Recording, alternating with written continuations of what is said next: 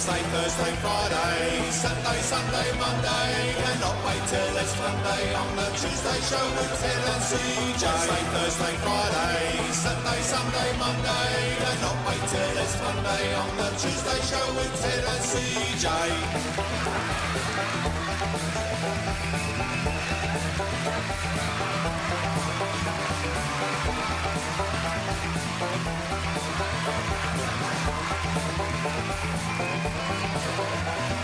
Wednesday, Thursday, Friday, Saturday, Sunday, Monday, and not wait till it's Monday on the Tuesday show with Ted and CJ. Wednesday, Thursday, Friday, Saturday, Sunday, Monday, and not wait till it's Monday on the Tuesday show with Ted and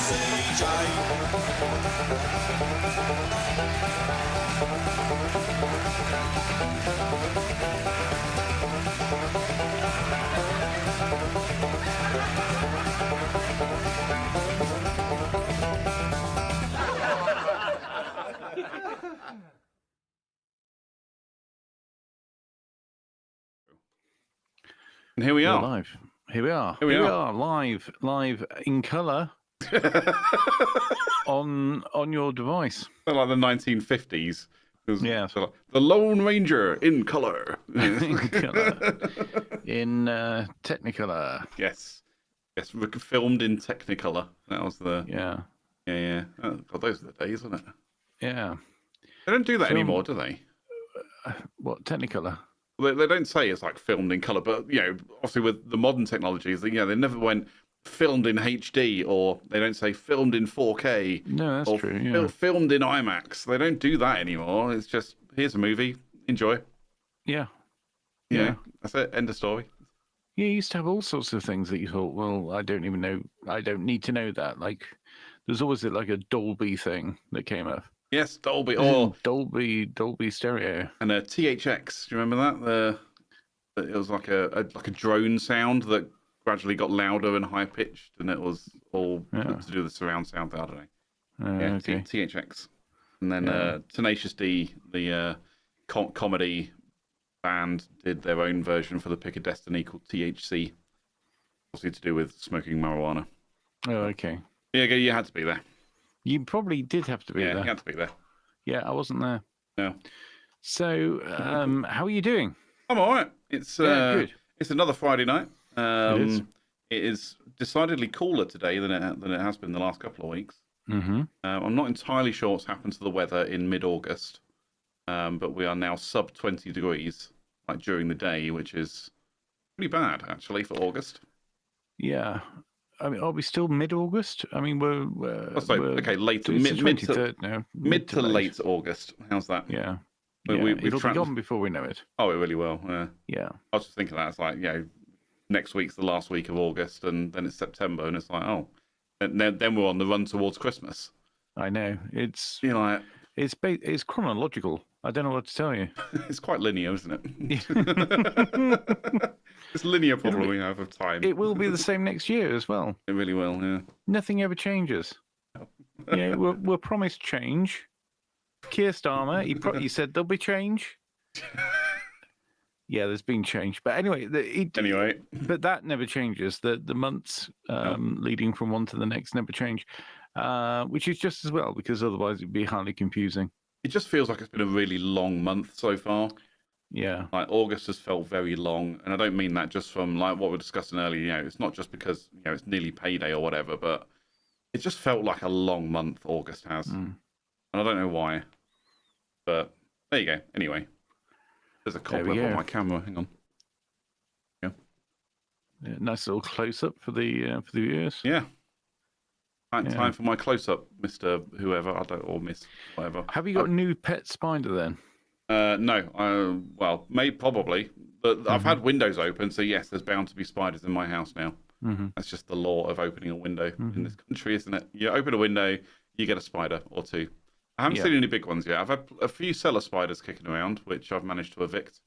A couple of little house spider things. I had one crawling over my head the other night as I was laying in bed. I opened my eyes, looked up, and there was a spider right above my head. I was like, oh, you're going to go then. Time to get rid of you. Oh, above your head, not on your head. Not on my head, no. It was above my head. Okay, good. It wasn't. I thought we were going to give our listeners and viewers nightmares. No. If anything, the opposite. Probably will do anyway. Well, I mean, yeah. Look at this face. Come on. No, in fact, the complete opposite. Spiders are really good. Spiders are great. I love spiders. Yeah. Yeah, they're good for pest control. They generally don't care about you as a person. I won't say all. Most spiders are not aggressive. They just not interested in us. Yeah. Mainly because we're not food for them. We're too big to be food. So yeah, most of them don't care. It's like everyone gets worried about false widows and black widows and brown recluses, and they don't care. Just leave them be, and they'll be happy. They'll leave you alone. You leave them alone. Yeah. It's the giant house spiders. They're the ones that get me because they just scurry out of nowhere and they travel at warp factor Jesus across the floor. And then they disappear, and you're like, where the hell did that? And you end up moving furniture around your living room trying to find where this thing's gone because they are quick. They're big and they're fast. I mean, when I say big, I mean a couple of inches long. But as spiders go in the UK, they're pretty big. And yeah, it's because they just come out of nowhere. I remember I was sat in my house in my last house, just casually watching the TV. So I had like the TV in front of me, and then like to the right of that was the door to the kitchen. And then to the right of that was the stairs that go upstairs, obviously. And I was, Not necessarily. There could be stairs that go downstairs. they could have been going downstairs. Yeah. No, there were stairs that went upstairs, that went up. And I was just casually watching TV, and I just heard this crack sound, as in like it sounded like something dropping onto the floor. I had laminate floors.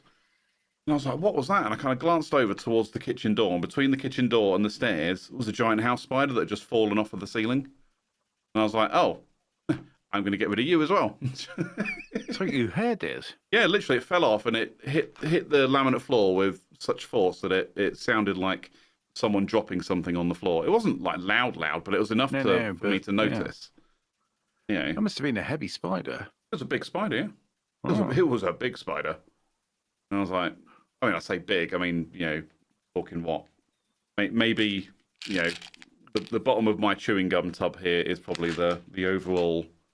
Oh, overall, including the legs. Yeah, I mean, legs weren't. Okay. That was with legs bent. I imagine if the legs were splayed out, it would have been quite considerably larger. But no, Yeah. I evicted said spider. What I've learned with spiders though is you can't just chuck them out the window or chuck them out the door. I've got to take them down the street and let them go in someone else's house. Okay. They tend to find their way back. Right. I've learned this over the years. Spiders will find their way back into the house. Okay. I've not experienced that. I feel like we've inadvertently touched upon something that's your kind of a specialist subject of yours. I find spiders fascinating. Yeah. And some of them are just again, not really in this country, but if you go to like southern North America, they've got some really wonderful looking spiders, like just bright colors, and they just look amazing. There's a channel that I follow on YouTube. It's called like My Wild Backyard or something. And it's literally a guy who goes into his backyard and finds creatures.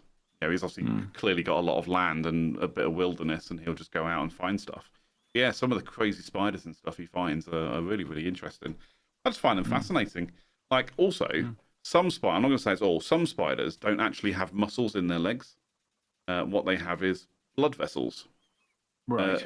And the heart will pump blood into the legs, and that's what spreads the legs out, which is why sometimes when you see a dead spider, the legs are bunched up like this, because there's their heart isn't pumping blood into the legs to stretch them out. So the natural, it's like a bat's foot. The natural state is closed, or the relaxed state is closed. Not all spiders, some of them, like cellar spiders, I think, are one of them. So how do they move then? Is the blood pumping around that creates the movement? Yes. So it's like us. It's just natural. Our muscle movement is how we move. It's just natural. For a spider, it's natural that the heart, the valve will open to allow blood to flow into the leg, and that's what will stick it out. Will extend said leg. Yeah, but my goodness, they are fast. Oh, some of them are fast. Some of them are crazy fast. Yeah. Yeah. Mind you, if you had 8 legs, you'd be pretty fast, wouldn't you? I'd be pretty spry too. Yeah. Yeah. I mean, I'm not fast on two legs. So. Yeah, absolutely. Anyway, we got the chat. The chat is well, I was going to say the chat's kicking off. I think that might be overstating it slightly, but we have got Mama Steiny. I'm assuming that's Steinhoff, and you just changed your name. Welcome. Oh yeah. Steiny. So Mama Steiny says we used to have red-haired tarantulas as a pet. Her colours were amazing. Right. Red, presumably. Right. There was again on this YouTube channel, he was talking about tarantulas, and there's like a purple tarantula. Mm-hmm. And it's almost like a like a pearlescent car where it's like two different colours, depending on the light. It was like that. It was like black, and then if you move the light slightly, it'd like go purple. Again, just a beautiful creature. I wouldn't want to pick up a tarantula and let it wander around on my hand. They are terrifying. It's just this big, hairy thing. I'm not scared of it biting. It's more the unpredictability of the movement. And I think that's what most people have a problem with spiders with. It's because they are unpredictable. If you pick one up and put it in your hand, they're completely unpredictable. You don't know where they're going to go. Whereas if you just leave it in a web in the corner of the living room, well, it's there. Yeah, they never let you know their next move, do they? No, it would just be nice. Communication, guys. Come on. That's all you got to do. Yeah, just ring ahead. Tell us what your plans are. Yeah, we can probably accommodate there. Just do like that spider in Charlotte's Web, the book Charlotte's Web. Just start writing messages. I mean, if it did that for me, it'd be like, "You're a twat." That's what it'd say. Yeah.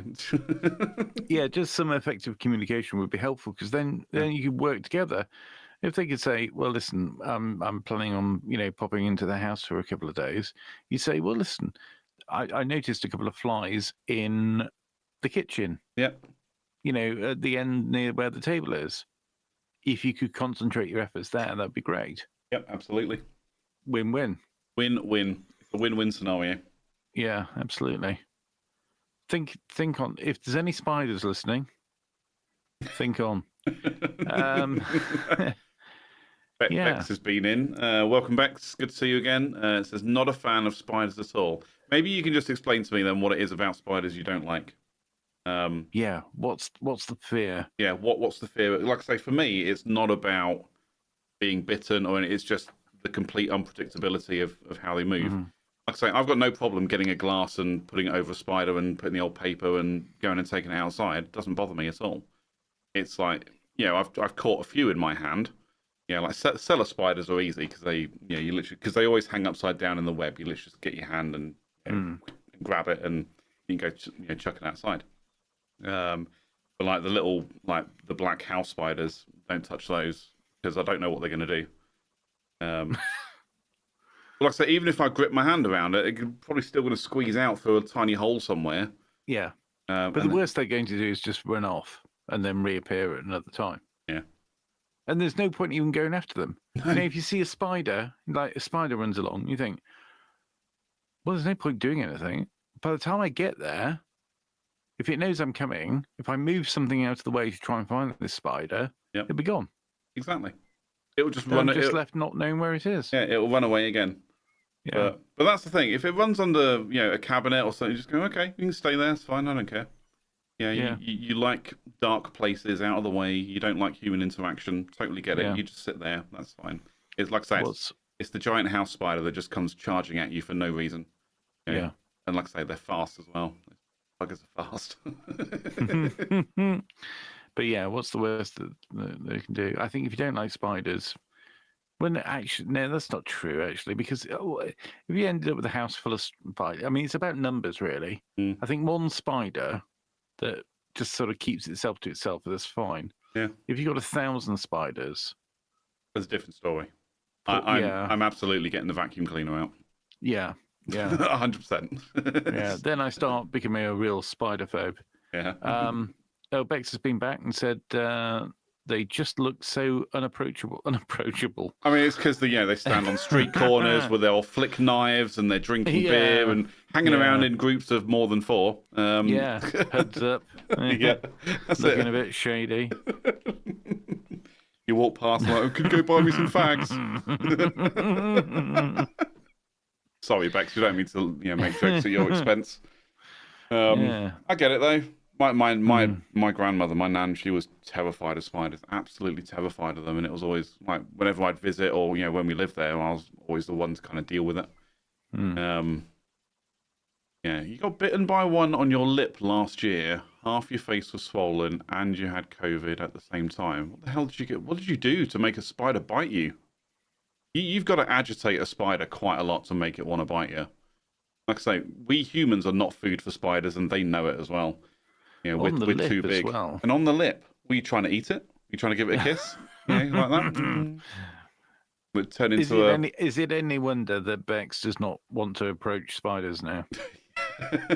Because the last time she tried to make out with a spider, Yeah, it bit her on the lip. yeah, broke her heart and bit her on the lip.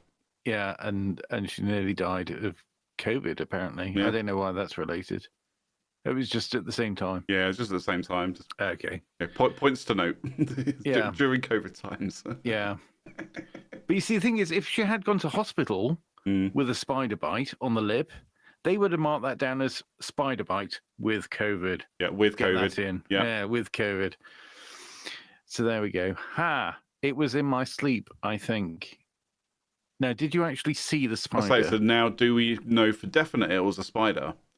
Or did you just bite your lip accidentally, or did your partner punch you in the face accidentally, or some? I don't know. Again, but this is the thing with spiders. It is not unknown for a spider to crawl across someone while they are sleeping. Yeah. But again, with how we breathe when you're just breathing is enough to scare away a spider. The slightest bit of movement is enough to scare away a spider. 'Cause we are much bigger than they are, and they are genuinely more afraid of us than we are of them.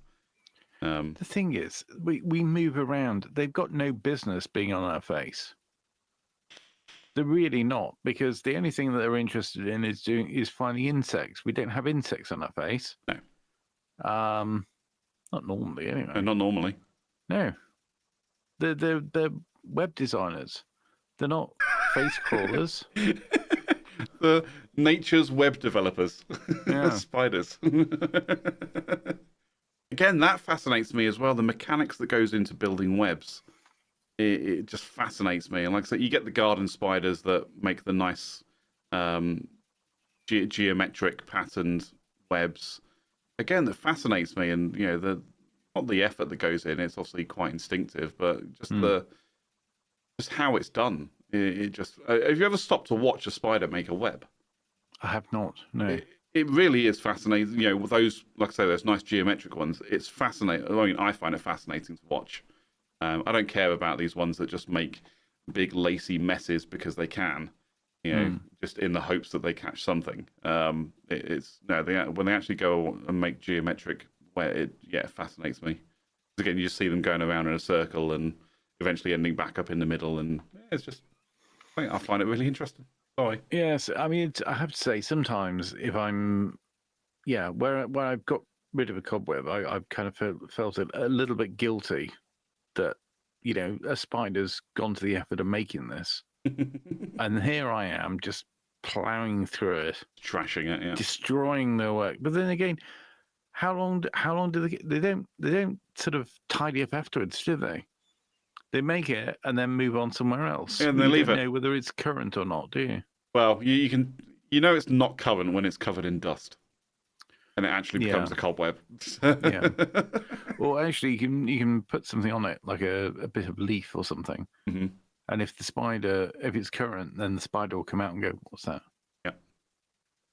Give it a look. Again, seen that where a fly has landed in the web, and the spider's darted out and bitten it, and then disappeared again and left the fly to die.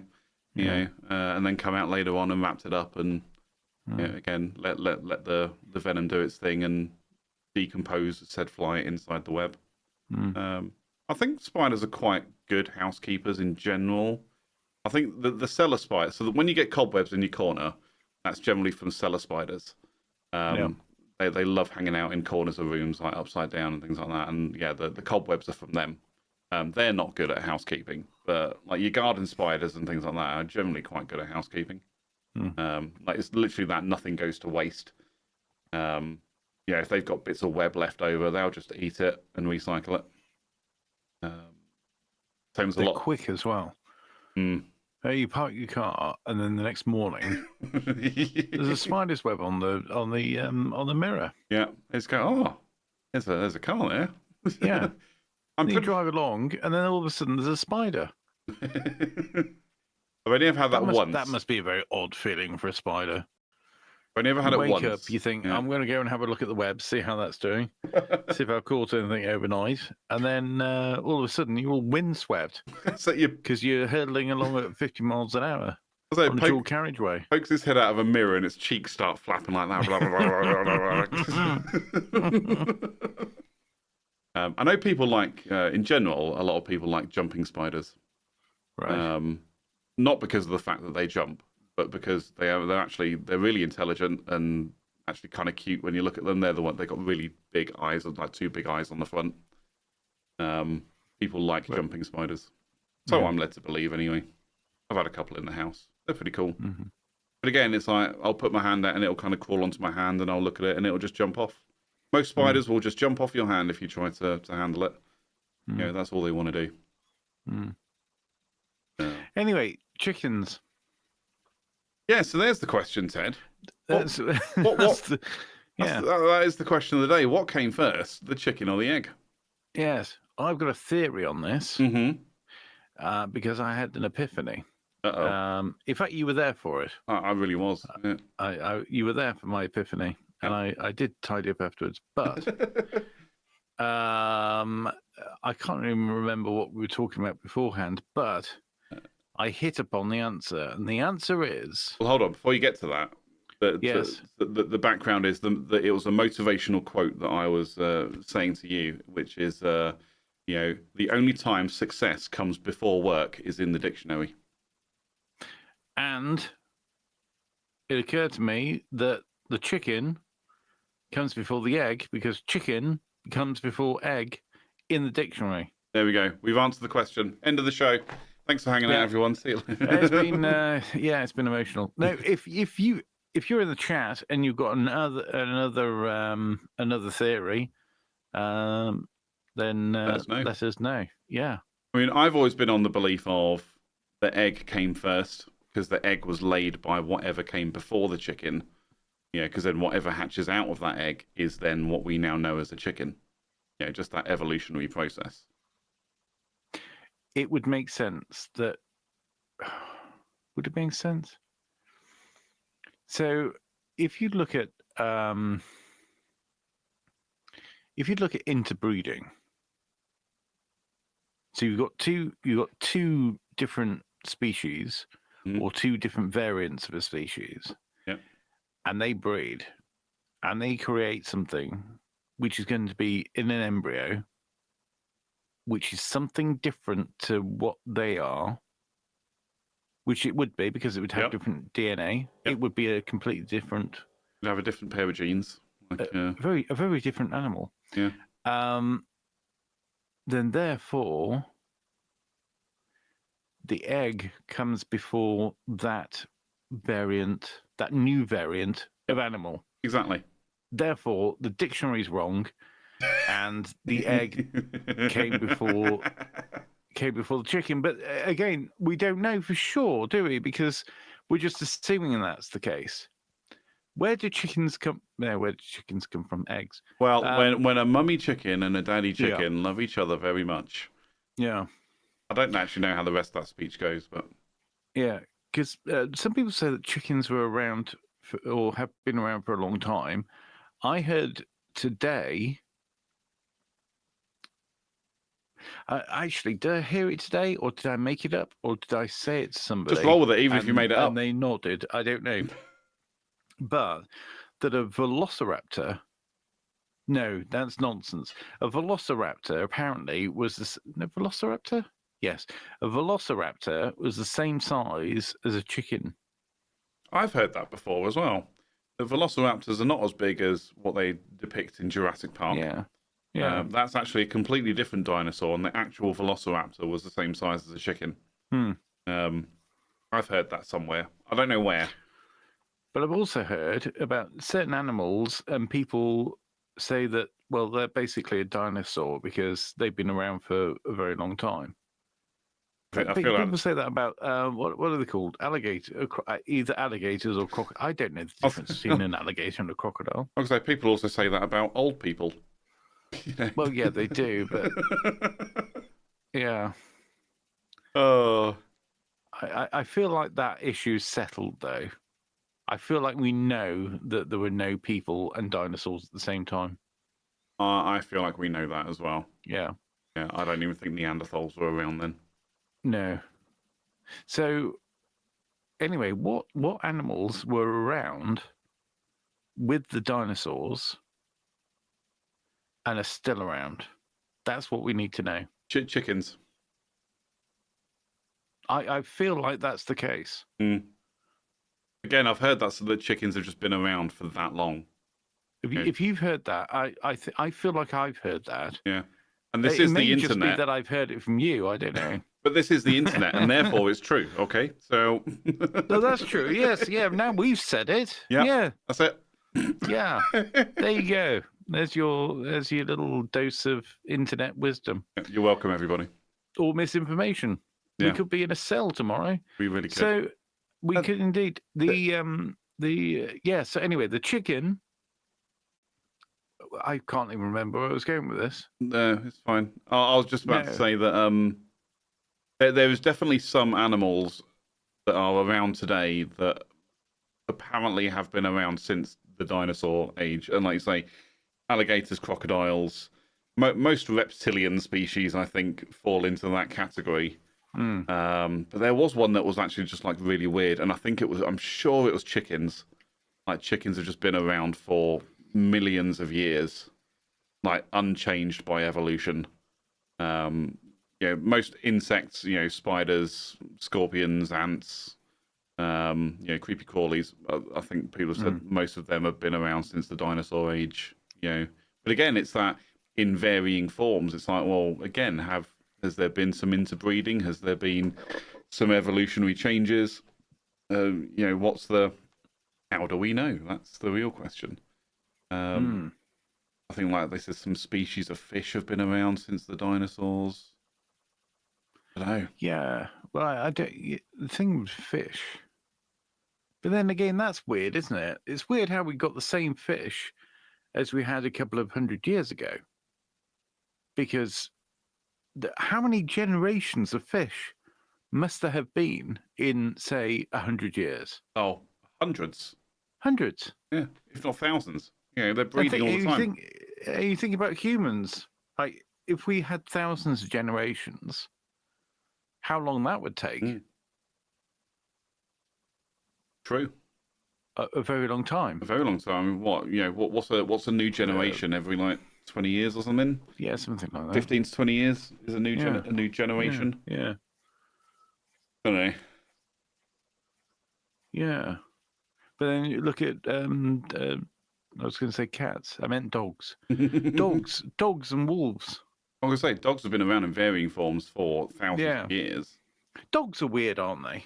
Because sure. Because there's so many different types, but they're all dogs. Yeah. Is that really weird? I mean, you don't get that with anything else. Cats, spiders. No, cats are all cats, aren't they? Yeah, and dogs are all dogs. But no, cats aren't all cats. No. You got fat cats, thin cats, weird hairless cats. Oh, yeah, but I mean, that's the same with people, isn't it? Yeah. You get people without hair and you get fat ones. Well, you get fat ones without any hair. Yeah.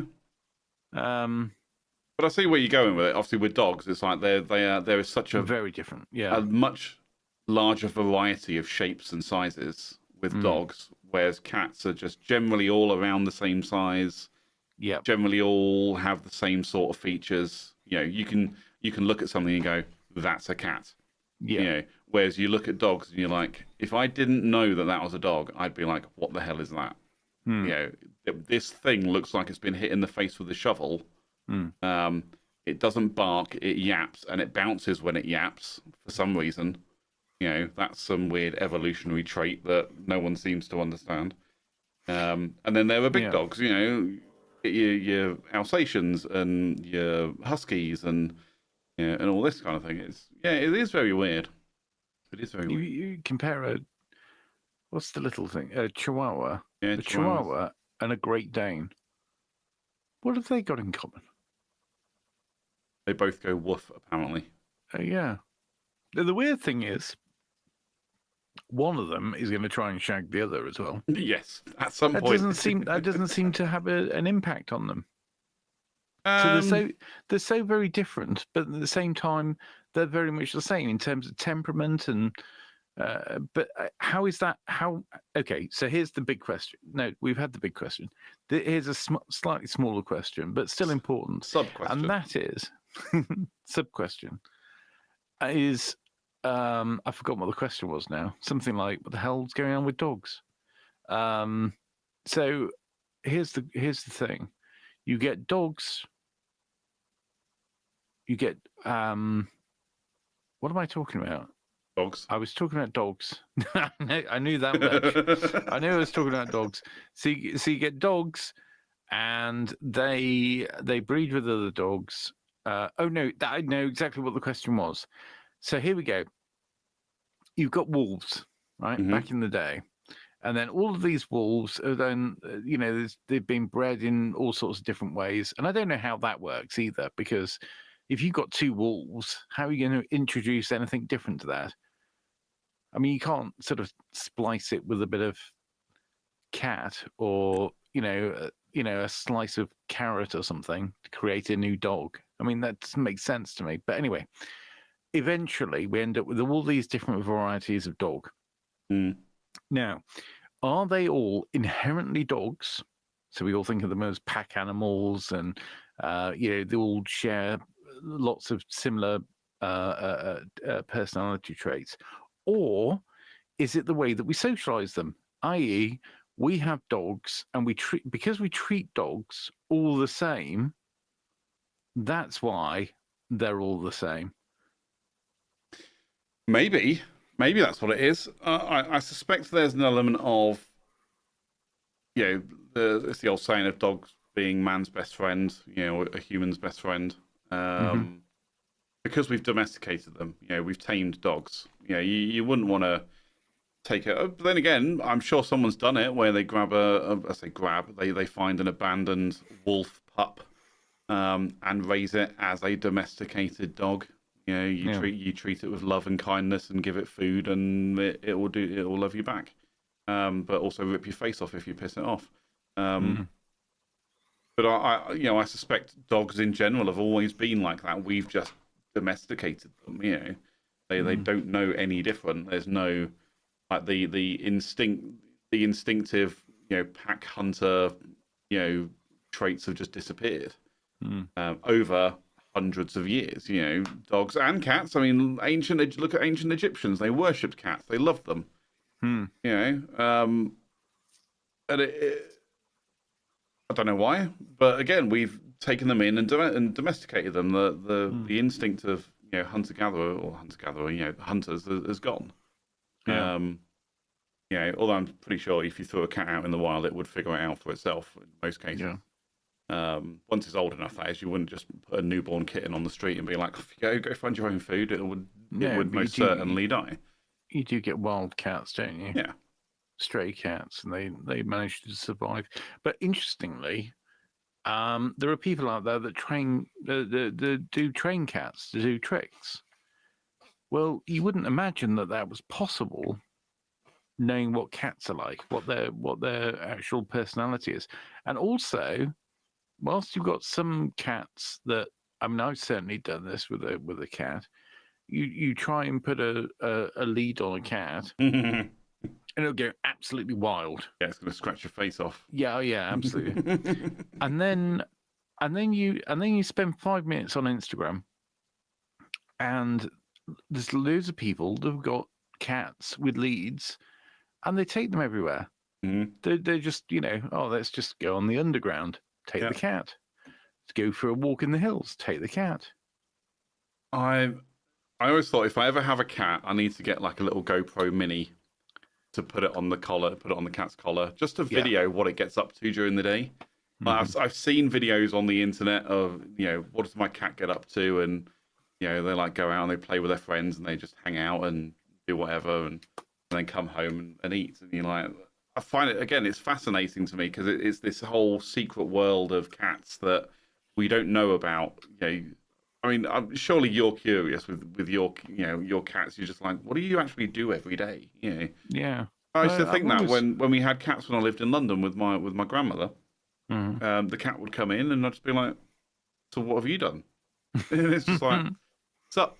And it walks in, or it does the whole scratching at the door. You open the door and then it just sits there, and you're like, are you coming in or out? What are you doing? Pick one. But yeah, cats are fascinating, but I find dogs fascinating as well. And it's like how we as humans have managed to tame dogs. I find incredible. I find it very fascinating. But yeah, at the same time, there's people out there who have tamed wild animals. Big cats, like lynxes and pumas and lions, and they've. Yeah, it's weird. It's fascinating, but weird. Yeah. What kind of, apart from cats, because I know you like cats, would you ever consider any other kind of pet? No, I see. I thought you were going to ask me if I've ever tamed an animal. Have you ever tamed a lion? Yeah. I've ever tamed a beaver. Beaver. No, not really. I did. I had a cat. I did try to teach a cat to jump over. What do you call them? Hurdles. Yeah. Not like full size one. Not at the running track. An Olympic hurdle. No. Not those, but just with like books on their end. You know. But she didn't do it. Didn't work. You need cling film or an actual barrier so they can't go underneath it. So they can. And you have to start off really small. I've seen videos on this. I've seen those videos. Yeah. I've seen the videos. They start off really small just so the cat can jump over, and then they slowly get bigger and bigger. Or they make a wall of cups. Yes. Yeah. Yeah, that's the one. It's like walls, and then eventually the cat's like, "Nah, it's gonna just crash through it, whatever." I know your game. You may have treats, but I know your game. But again, I've seen that was something I was watching. There's like this cat circus thing that travels around, and again, they've trained the cats to do tricks, but they just go, "You can train a cat, but it's like trying to teach a kid with ADHD. You can only get so far before they just completely lose interest." And the same applies to cats. So you can have as many treats in your pocket as you want. As soon as that cat's lost interest, just give up and come back to it some other time. Yeah. And that's how you got to train them. Whereas a dog will just keep going. The more you feed it, the more it'll keep doing it. Yeah. So they're doing it. They're doing it for the approval, aren't they? Yes, exactly. They're doing everything for approval. In fact, even if there's no food involved, they'd probably still be doing what they're being asked to do, even if they were hungry. Yep. They're a bit daft, really, aren't they? Yeah. Yeah. They're intelligent, but so dumb. They're like dogs are like university graduates. They're quite intelligent, but my God, they are dumb as shit.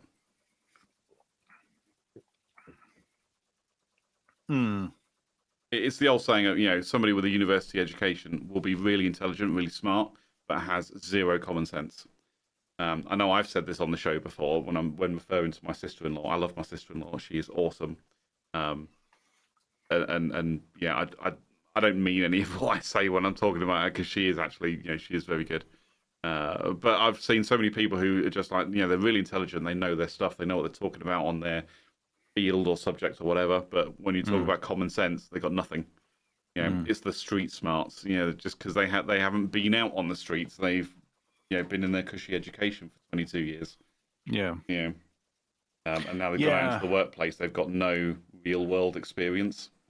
But then there are some with no intelligence either, because I think it's possible to get through it. I mean, I get that if you're academically minded and you are,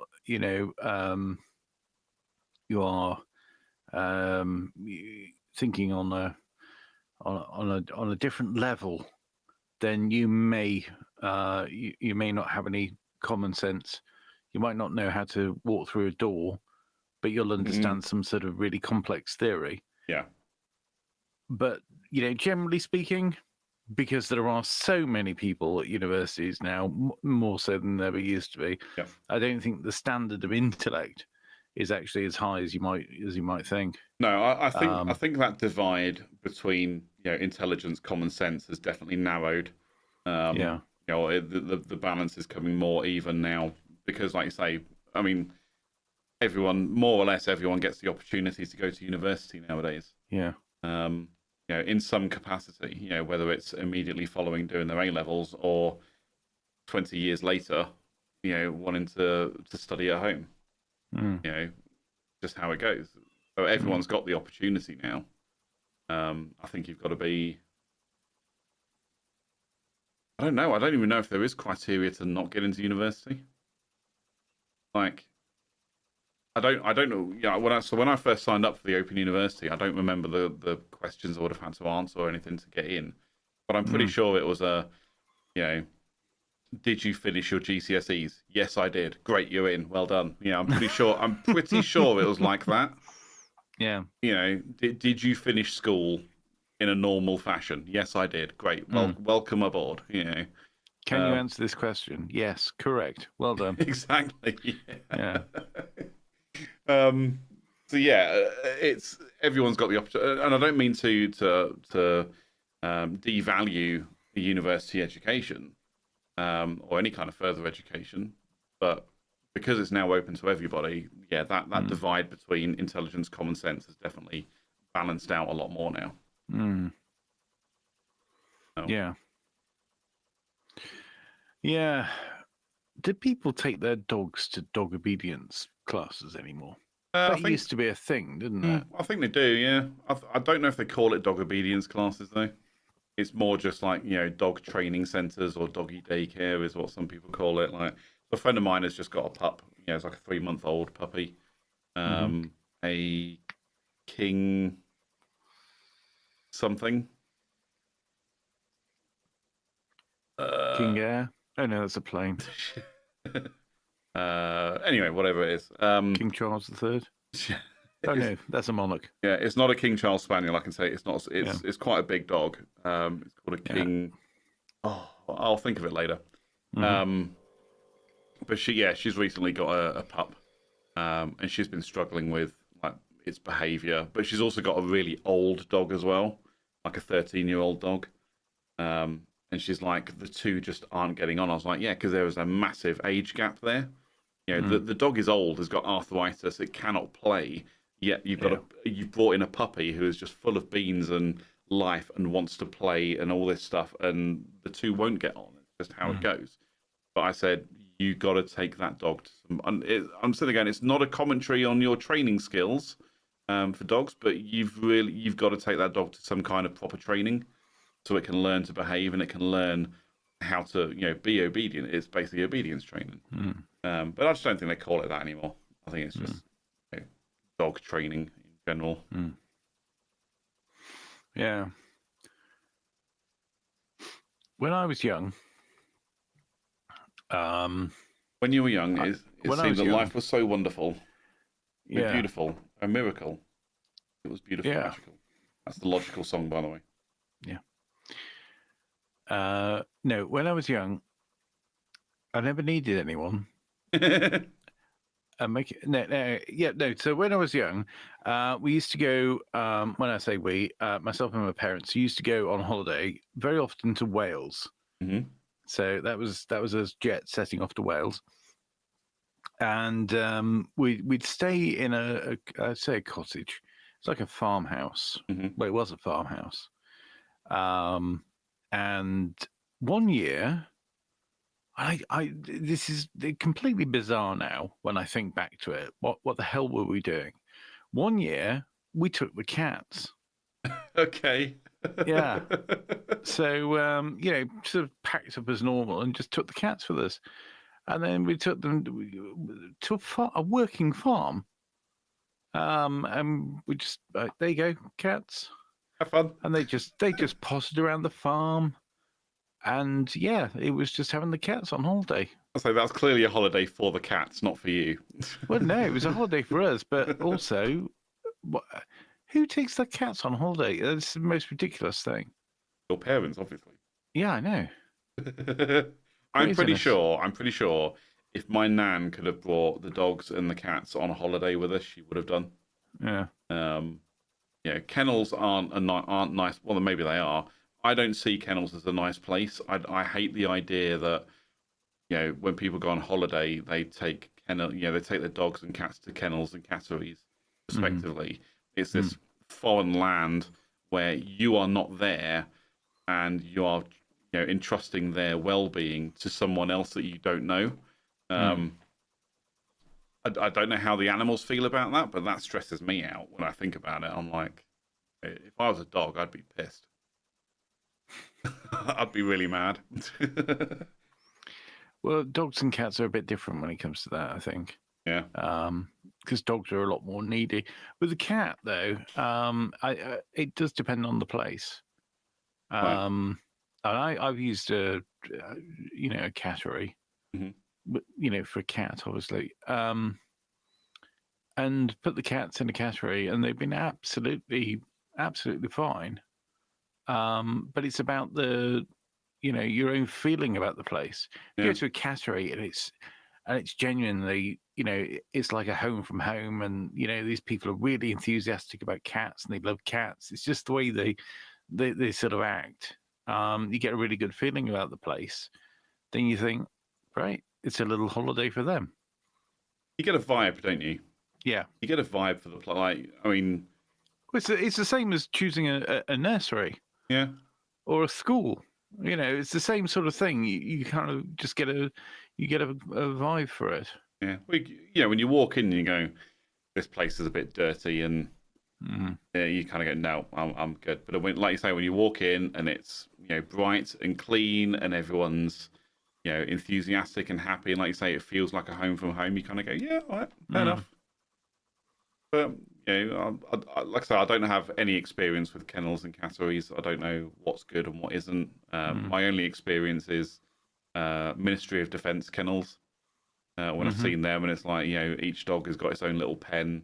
But they're obviously well looked after. They look after them as best they can. But I'm like, I wouldn't want to leave my dog here. It feels a bit not homely. Very cell block H. Like you've had your training for the day, in the cell you go, or you've had your yard time, get back in the cells. Stand by your beds type thing. Not the vibe I would ever want to put my dog through.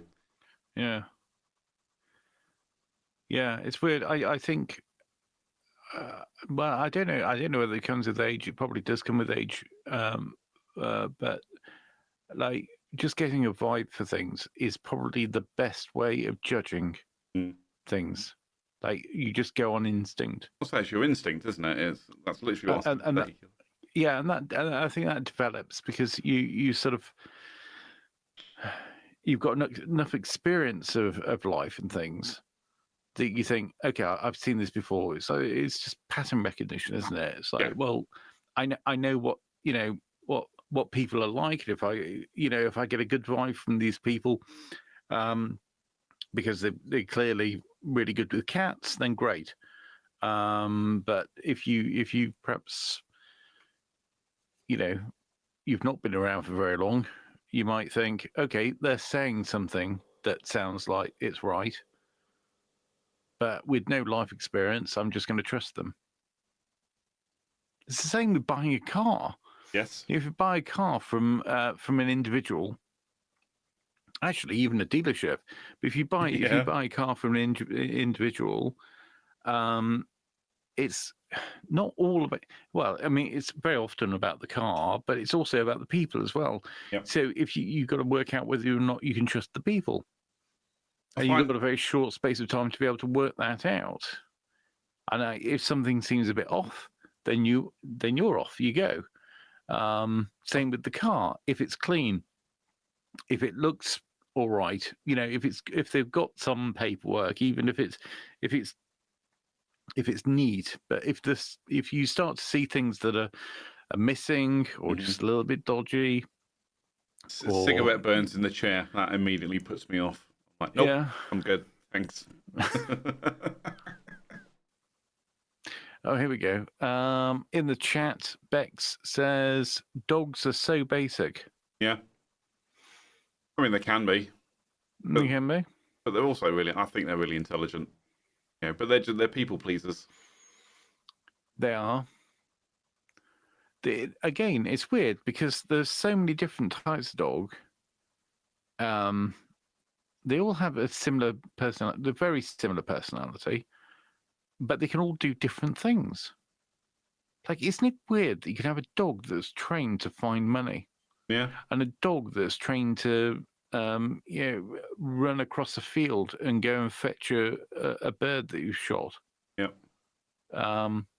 Or a dog that, I don't know, sniffs out drugs, or what else can they do? Oh, many things. Find people in the snow. Yeah. Shit on your carpet. Yeah. You know, tear apart your socks. Yeah. They can. Yeah. Those are both on the easier side of training. Yeah, well, I don't think there's any training required for that. That's just what they do.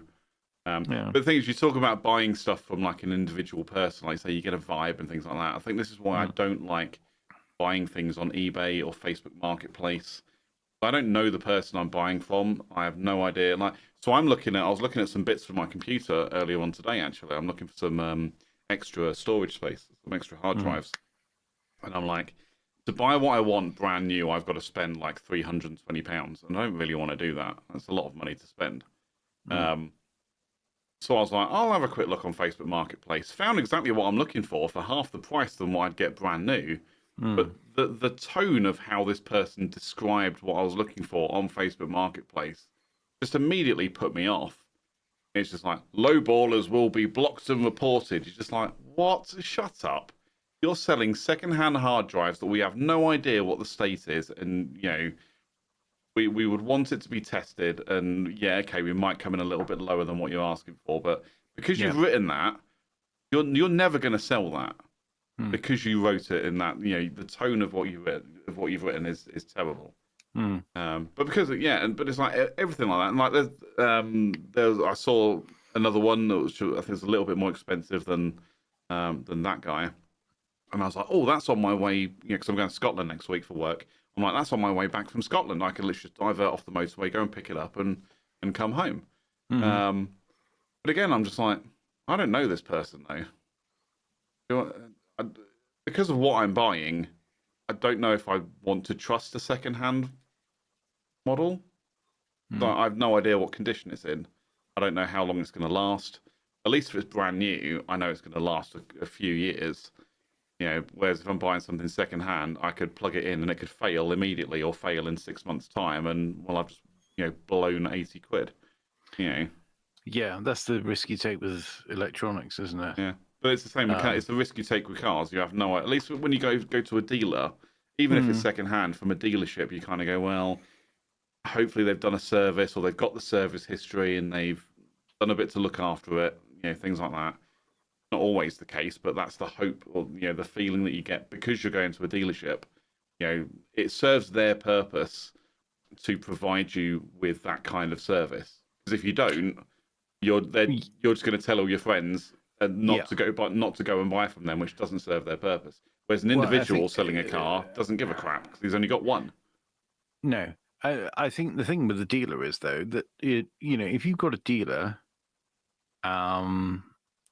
like on a proper sort of, they've got a patch where they've got a whole bunch of cars, at the very least, then they can't really mess you around too much because you can go back there and you can be a pain in the arse. Exactly. It doesn't serve them to be a pain in the arse. It doesn't serve them to sell you a piece of junk. It's a bit different. Yeah.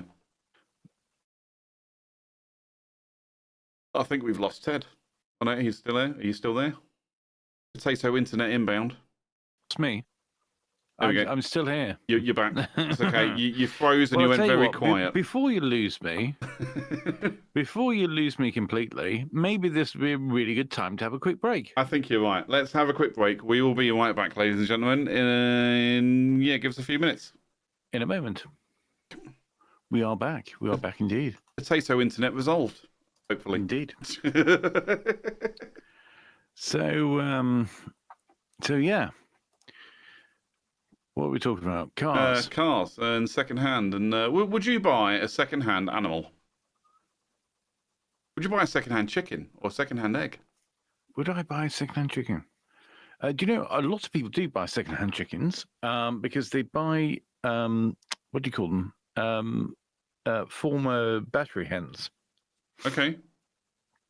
And give them a new life and a new lease of life, which is a nice thing. I don't know why. Well, it seems odd. I wonder where they come from. So if you have a battery farm, surely you just keep them going for. I don't know. It seems like an odd thing to do. Have a battery farm, and then adopt out your hens at the end of it. So I don't know if it's something. It's like the old lamb mutton question, isn't it? It's like, why do we eat lamb but not really mutton anymore? It's like, do animals get to a certain age where they're no longer delicious? So therefore we won't send them out to be food. So, and I'm thinking about battery hens, because chickens only have a serviceable life when it comes to laying eggs. When they stop laying eggs, they're basically useless. But are they then also too old to become food? Yeah, I don't think. I think you basically streamed. It's like you get to the point you're like, right, you're a chicken, and you're going to go one way or the other. It's like, right, okay, you're going to be a pilot. So you're either going to be a fighter pilot, you're going to go fast. You're going to go fast jet, or you're going to go helicopter, or you're going to go multi-engine. Yep. Well, with a chicken, you're either going to go eggs, or you're going to go meat. Yeah, exactly. And once you go meat, you never go back. Once you go eggs, well, yeah.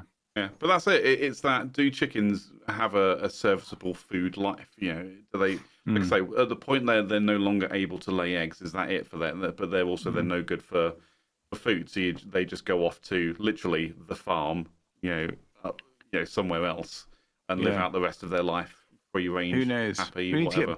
We need to get Bernard Matthews on as a guest. Is he dead, actually? Probably. I don't know. Probably, yeah. Never met the guy, so. No. Beautiful, we'd say, about his turkey drummers. That was turkey drummers, wasn't it? And turkey burgers. Do you know what? I had turkey drummers more recently because I thought, well, turkey drummers, I remember those being nice. And I had them again, and they weren't nice. They weren't nice. Nope. I hate it when that happens. You sort of think fondly of something, and then you have it again, and no. We used to have turkey burgers when I was a kid. Again, living in London, we used to, it was always like turkey burgers, chips, peas. I used to love that. That was a staple in our house. It was great. I have not had a turkey burger since leaving London, and that was 30 years ago.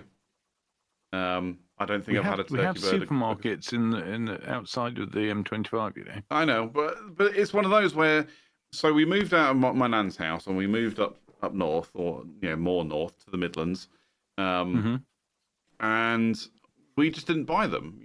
So my stepdad just wasn't something that was really on his menu or in his repertoire of cooking stuff.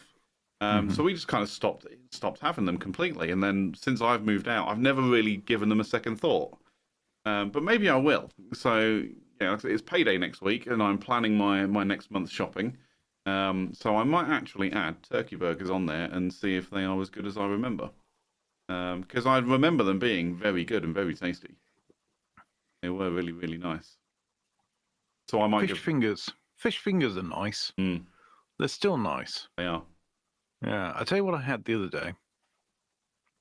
Because when I'm working not from home, if I'm working at work, then on those rare occasions, there's a very nice canteen restaurant area, and the lunches are very good. And the great thing about having lunch there is that I don't need to eat for the rest of the day, if not the week.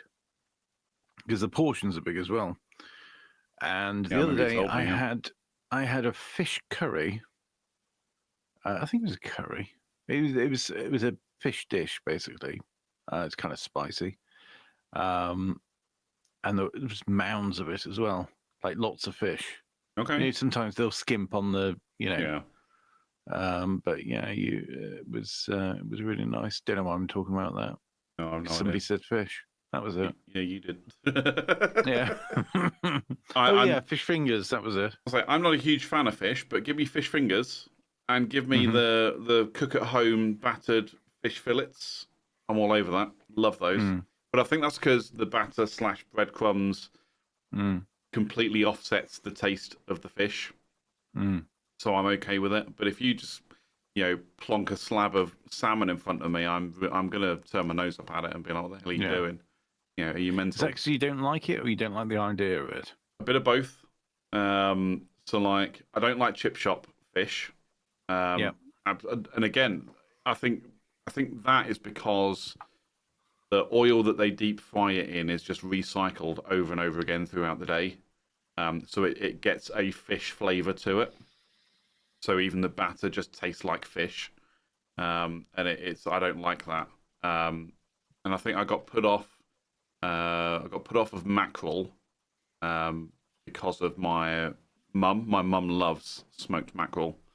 And that on its own is not a problem, but she'd cook it in the microwave and it would stink out the house.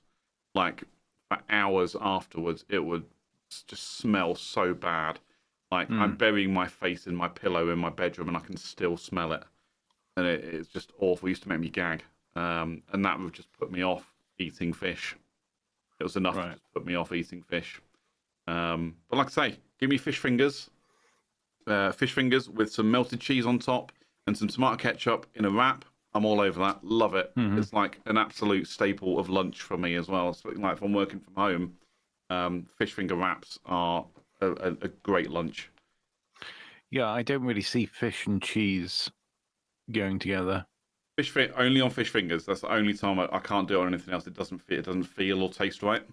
It doesn't feel doesn't feel right even with fish fingers. Yeah, I'm weird. Yeah, I'm weird. Yeah, but we'll go with that. Yeah, but that seems reasonable. Yeah, love fish fingers. Love breaded fish fillets that you cook at home from the freezer. But that's literally my limit on fish. Don't do seafood. Again, it's a smell and taste thing, and I think actually some of it was when I worked in a supermarket. One of my first jobs, working in a supermarket, you'd walk in the door, and the first place you walk past is the fishmongers, and it freaking stank. It was so bad, and I know what people were saying was, well, if fish is smelling, that means it's gone bad. I'm like, well, then we must be selling some very bad fish because it freaking stinks. It's awful. Thankfully, the section that I worked was nowhere near it. But again, if you got a strong gust of wind through the door, it would absolutely filter through the store. Yeah. I hated it. Absolutely hated that. But yeah, it just put me off fish, and I just have never tried to get back into it. Actually, I remember again in the works place in Scotland where they do they cook all their own food. We get meals cooked for us. Reminds me of an officer's mess. I'll be honest with you. But they brought out this thing, and it was like a salmon pate that went with it, but they didn't tell us that's what it was, or I didn't read the menu to find out that's what it was, and I just took like one mouthful and went, gross. It's just tasted horrible. Like, I did not like it at all. So yeah, my disdain for fish has been confirmed in the last couple of years. Yeah, fair enough. It's not just because I haven't tried it again. Yeah, it's not for everyone. No, but then again, like I say, I like things that other people don't like. I love Italian food. My mum hates Italian food. Because nobody likes pasta and pizza, do they? My mum doesn't like Italian food. Really? Really. She doesn't like melted cheese on anything, and she doesn't like pasta. And I assume the pasta thing is more of a texture thing than a taste thing. Right. Because I think how it's been cooked in restaurants and how my stepdad's done it, it comes out quite slimy.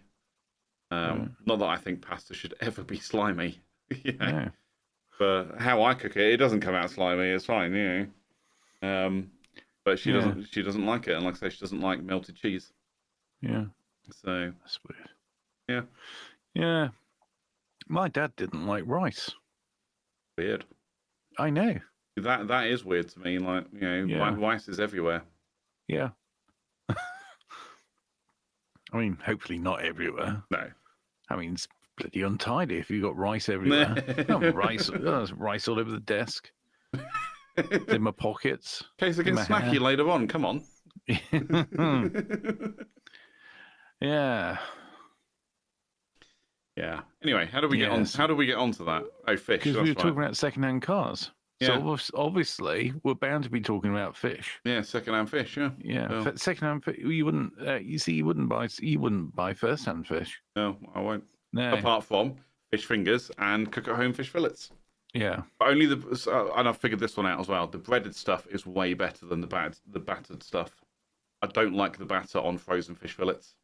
Right. It feels weird. Like, again, it's a texture thing, but I'd much rather go for the breaded ones.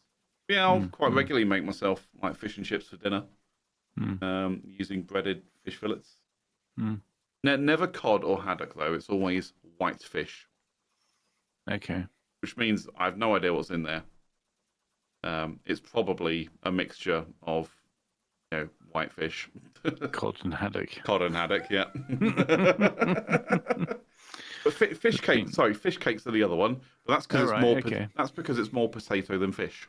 Yeah. So It'll be mechanically recovered bits of MRF. cod and haddock and MRF, mechanically recovered fish. yeah. Yeah. So yeah, secondhand dogs. No, secondhand chickens. Yeah. Well, the thing is, when people, you say, would you have a secondhand animal? They're all kind of secondhand, aren't they? Because if you've not given birth to that animal, you're getting it from something else, aren't you? Yeah. Okay. So someone has bred, dogs, and they produce puppies with the sole purpose of selling them on. That I don't class that as secondhand. I class that as, someone has done that with the specific purpose to sell them. What I'm thinking of is like, rescue shelters, where, okay, you don't necessarily buy the dog, but, you may want to make a contribution to the shelter. So, and I think anyone that picks out a rescue without putting in something, I'm sure people have reasons for doing that. And at the end of the day, you are doing the shelter a favour by taking a dog away from them. But let's be honest, they still have to fund somehow. So if I ever did that, I would absolutely give them a donation as well. Yeah. Yeah. And they normally take a donation. But yeah, the whole idea of rescue. When I first heard people talking about, I've got a rescue dog, I assumed it meant that this dog was trained. It's a firefighter or something, yeah. Not as a firefighter, but, but you know what I mean. Sort of like a St. Bernard going out into the snow. Yeah. Or, it could, it was a stretcher bearer or something else like that.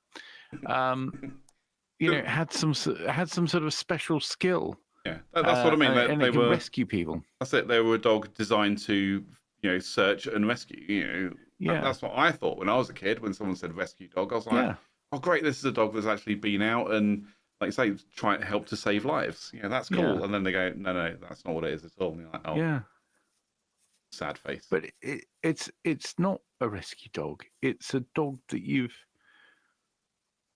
acquired. You've acquired a dog.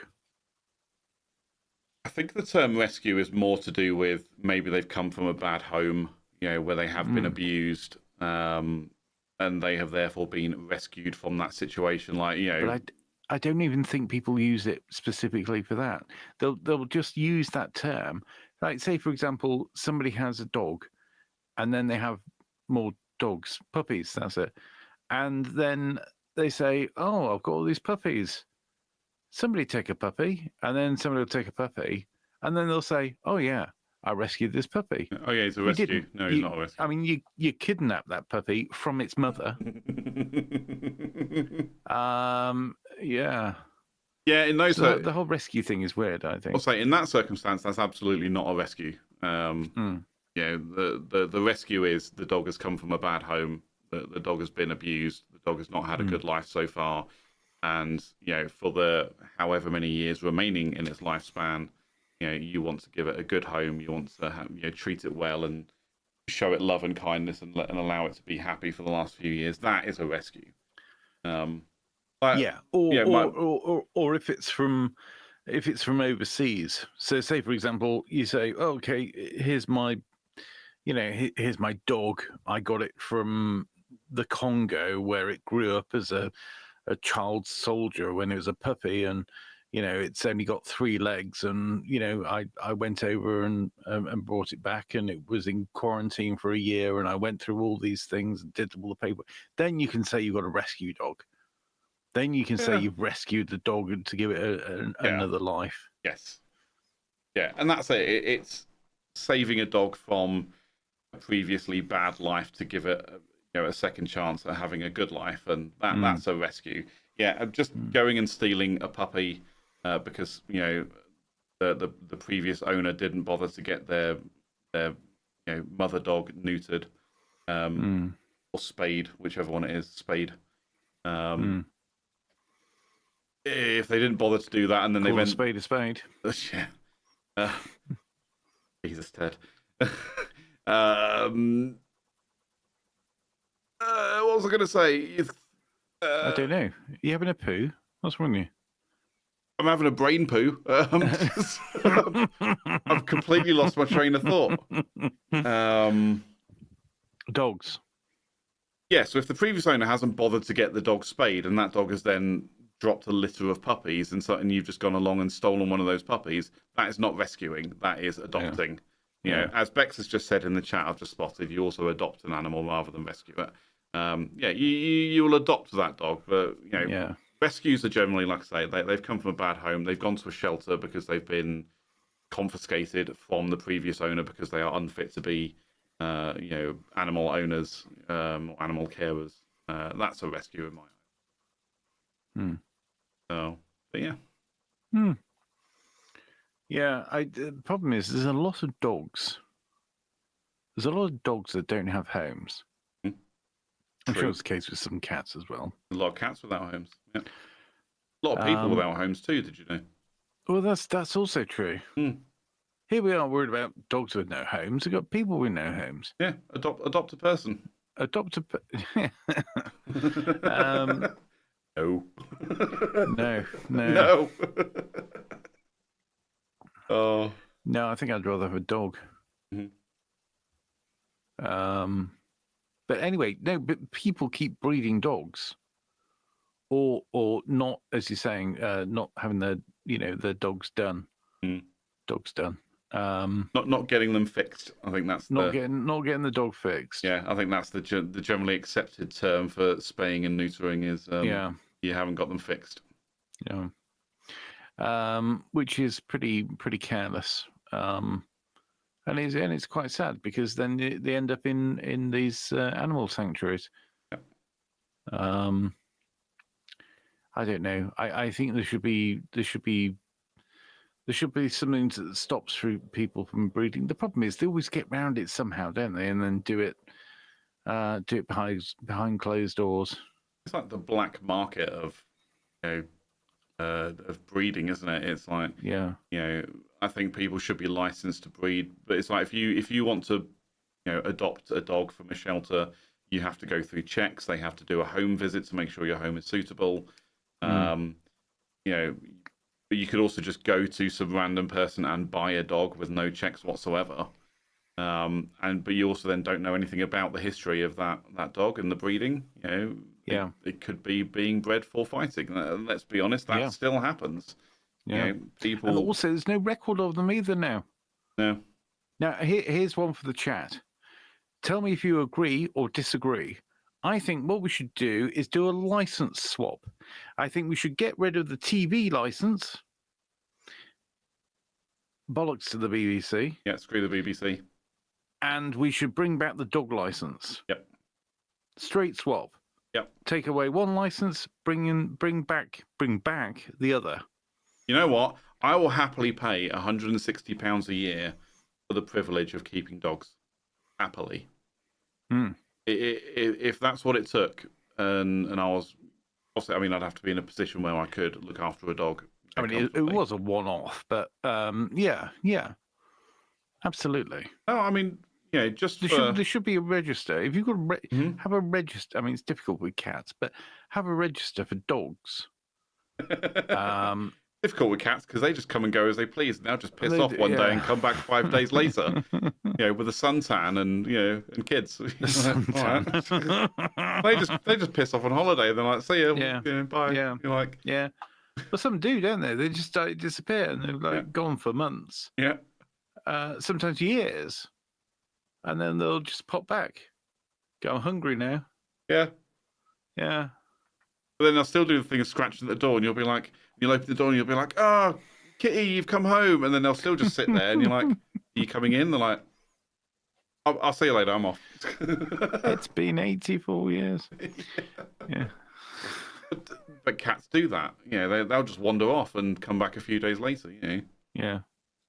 Weird animals, cats. Yeah. I love their independence, but it's very strange. It's like, so where are you going? It's literally like letting your kid outside, being like, okay, but I have no idea where you're going, what you're doing. Yeah. And you're just going to wander back in at some point and not answer my questions. But less and less people let the cats out. It used to be the case that come night time, you put the cat out. You always put the cat out. Yeah. It was standard. Even back in the days of the Flintstones, they used to put the cat out, didn't they? Yeah, they put the dinosaur out. It was even in the was it the beginning or the end of the thing, the credits? I think it was the end. That's why they put the saber-toothed cat out, didn't they? Yeah. And then it would go back in and throw Fred Flintstone out. Fred, yeah. I was trying to say Fred, but I kept with the TH sound. I was like, Thread? No, it's not Thread, it's Fred. I think you lost your thread there. I really did. Yeah. So, people used to put the cat out. Now people don't put the cat out. And now you have people who have house cats that never leave the house. Mm-hmm.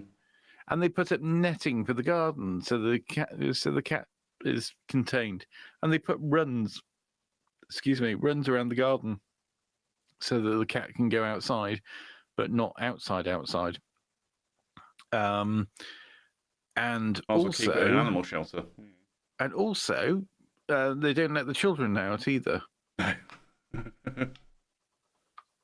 I say, what happened to just going out and playing football in the street? What happened to that?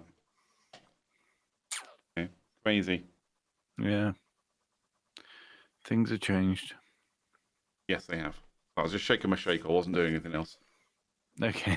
I wanted to clear that one up before somebody said something in the chat. Yeah. Like I said earlier, just keep them in. Yeah, my hands are here. My hands are here. Oh dear. Good stuff. What's your favourite animal? As a pet or just in general? Oh yeah, as a pet. In the chat as well, please. Let us know what's your favourite animal. Do you have any pets, chat? That's the thing. Tell us if you have them. Tell us about them.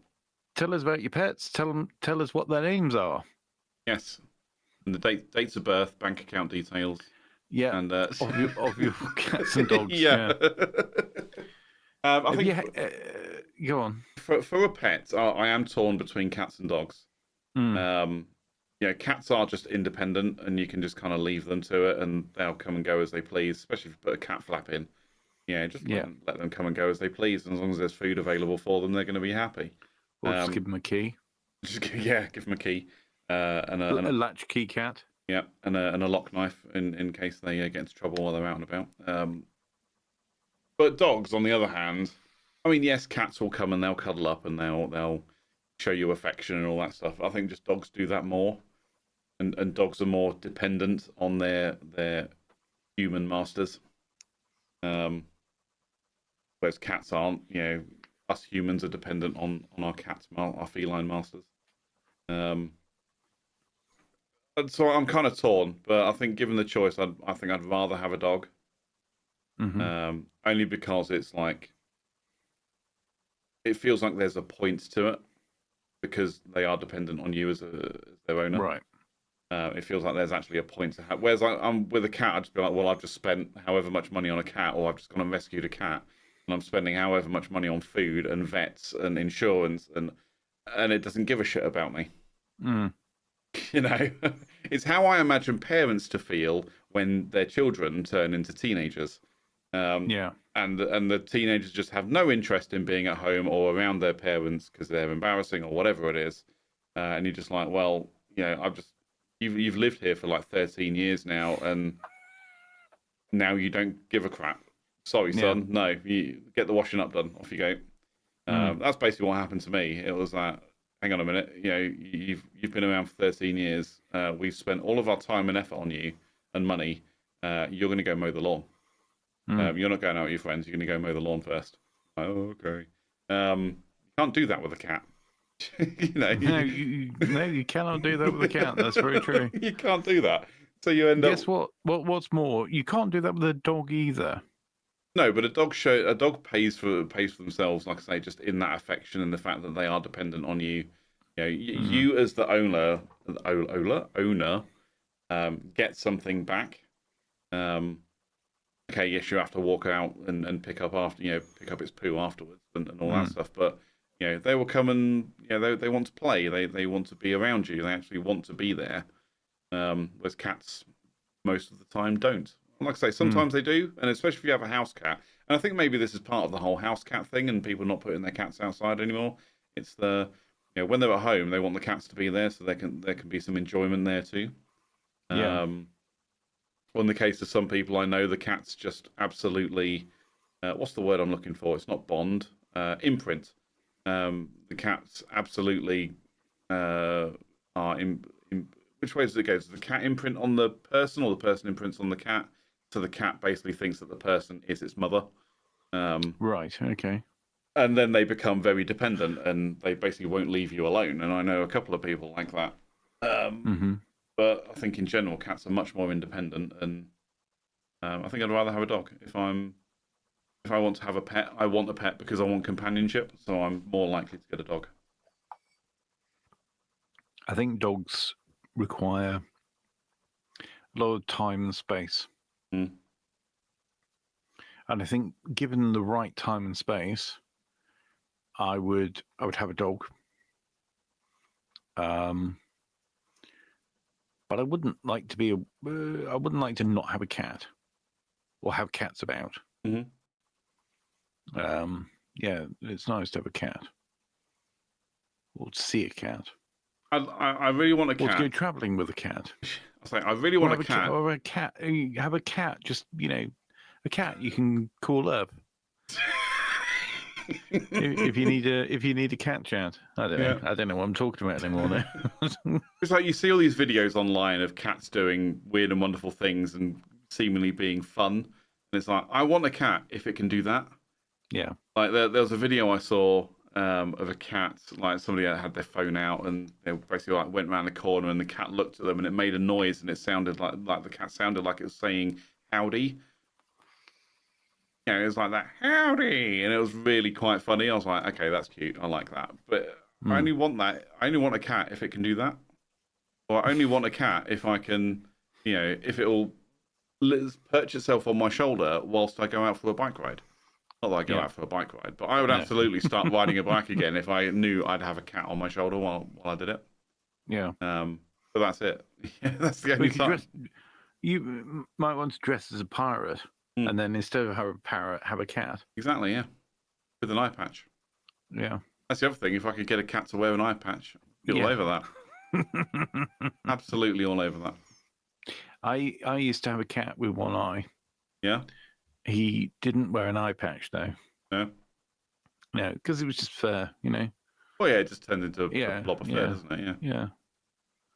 Still look cool. You'd look a lot cooler with an eye patch, though. It would look quite cool. I don't know why I never thought of it at the time. Because the cat wouldn't wear it. Well, no, because he was very very compliant. Okay. You know, it's one of those cats you could do anything with. You know, Yeah. lift him up and turn him upside down.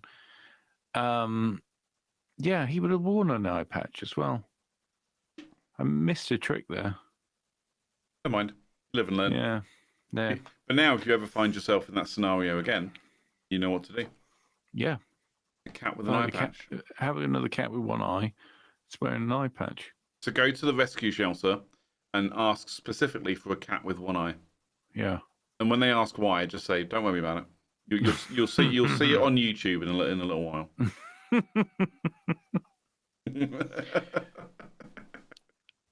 Or have a cat that wears a monocle. Yes. Or is that just silly? No. Monocle and a top hat. No. Yeah. Top hat. Little fake mustache. Yeah. Yeah. They don't have a fake mustache. They've got whiskers, Oh, haven't they? actually, yeah, they've got whiskers, yeah. Yeah, they've already got, yeah. Call it fancy cat. Fancy cat approves. Here we go.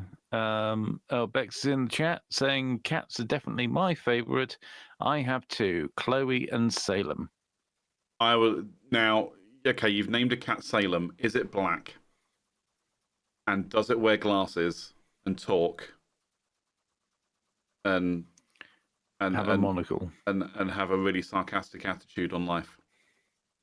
But the reference there for your benefit, Ted, is Sabrina the Teenage Witch, where she has a cat called Salem. Yeah. And he's absolutely hilarious. Right. Absolutely, that cat made the show. I didn't care for anything else in that show but the cat. Yeah, my recollection is a bit. Hey, I remember Sabrina. I don't remember the cat. Salem was wicked. Right. Just go on YouTube and just look up, say Salem the cat's best bits, and you'll get all the best bits.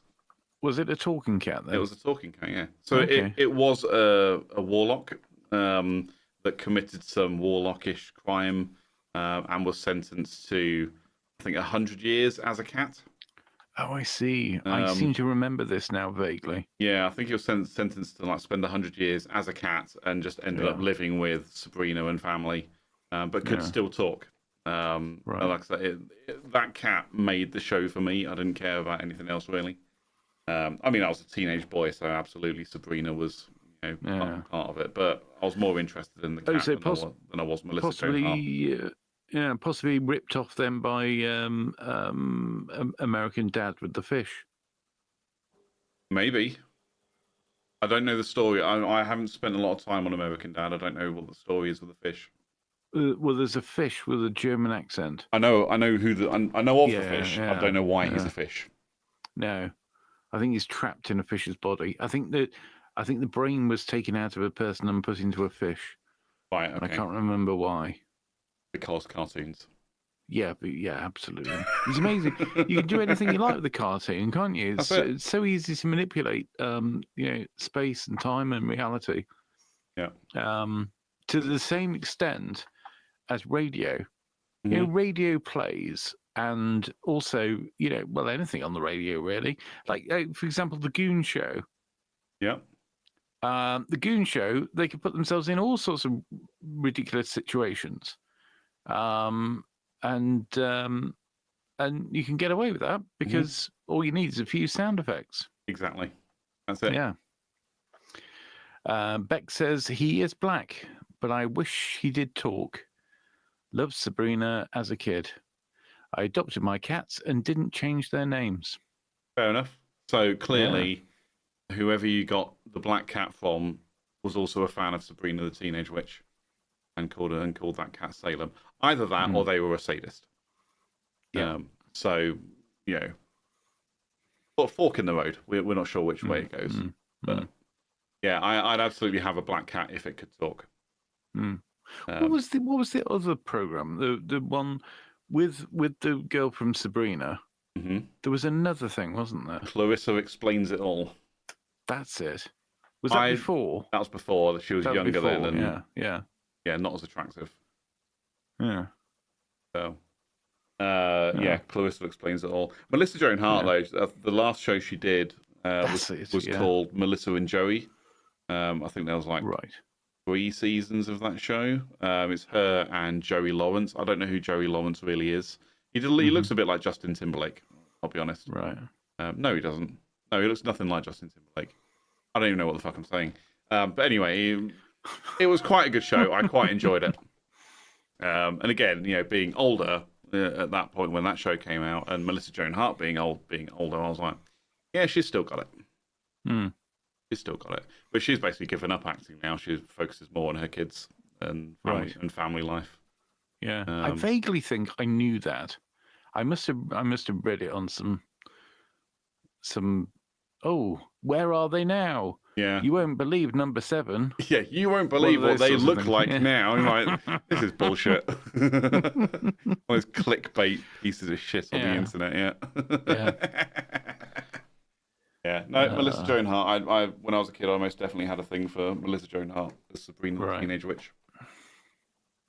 Do you know what I used to like before that is and again it was reruns because it was I mean we're talking about something that's older than me anyway, was Bewitched.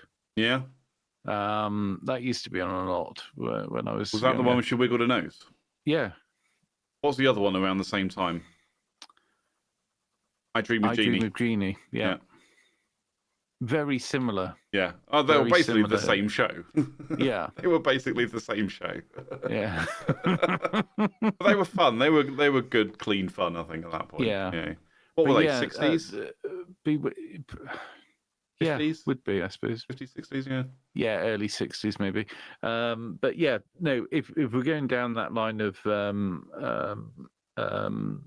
sort of celebrity crushes, I always thought from Bewitched, I think it was Samantha the Witch. Mm-hmm. Yeah. I took a shine to that particular witch. Yeah. What is it about witches? They're very bewitching. I was saying they're just bewitching. Bewitching. Yeah. Yeah. There were many, and I'm sure you were the same. I won't ask you for anything, but there were many celebrity crushes when I was younger.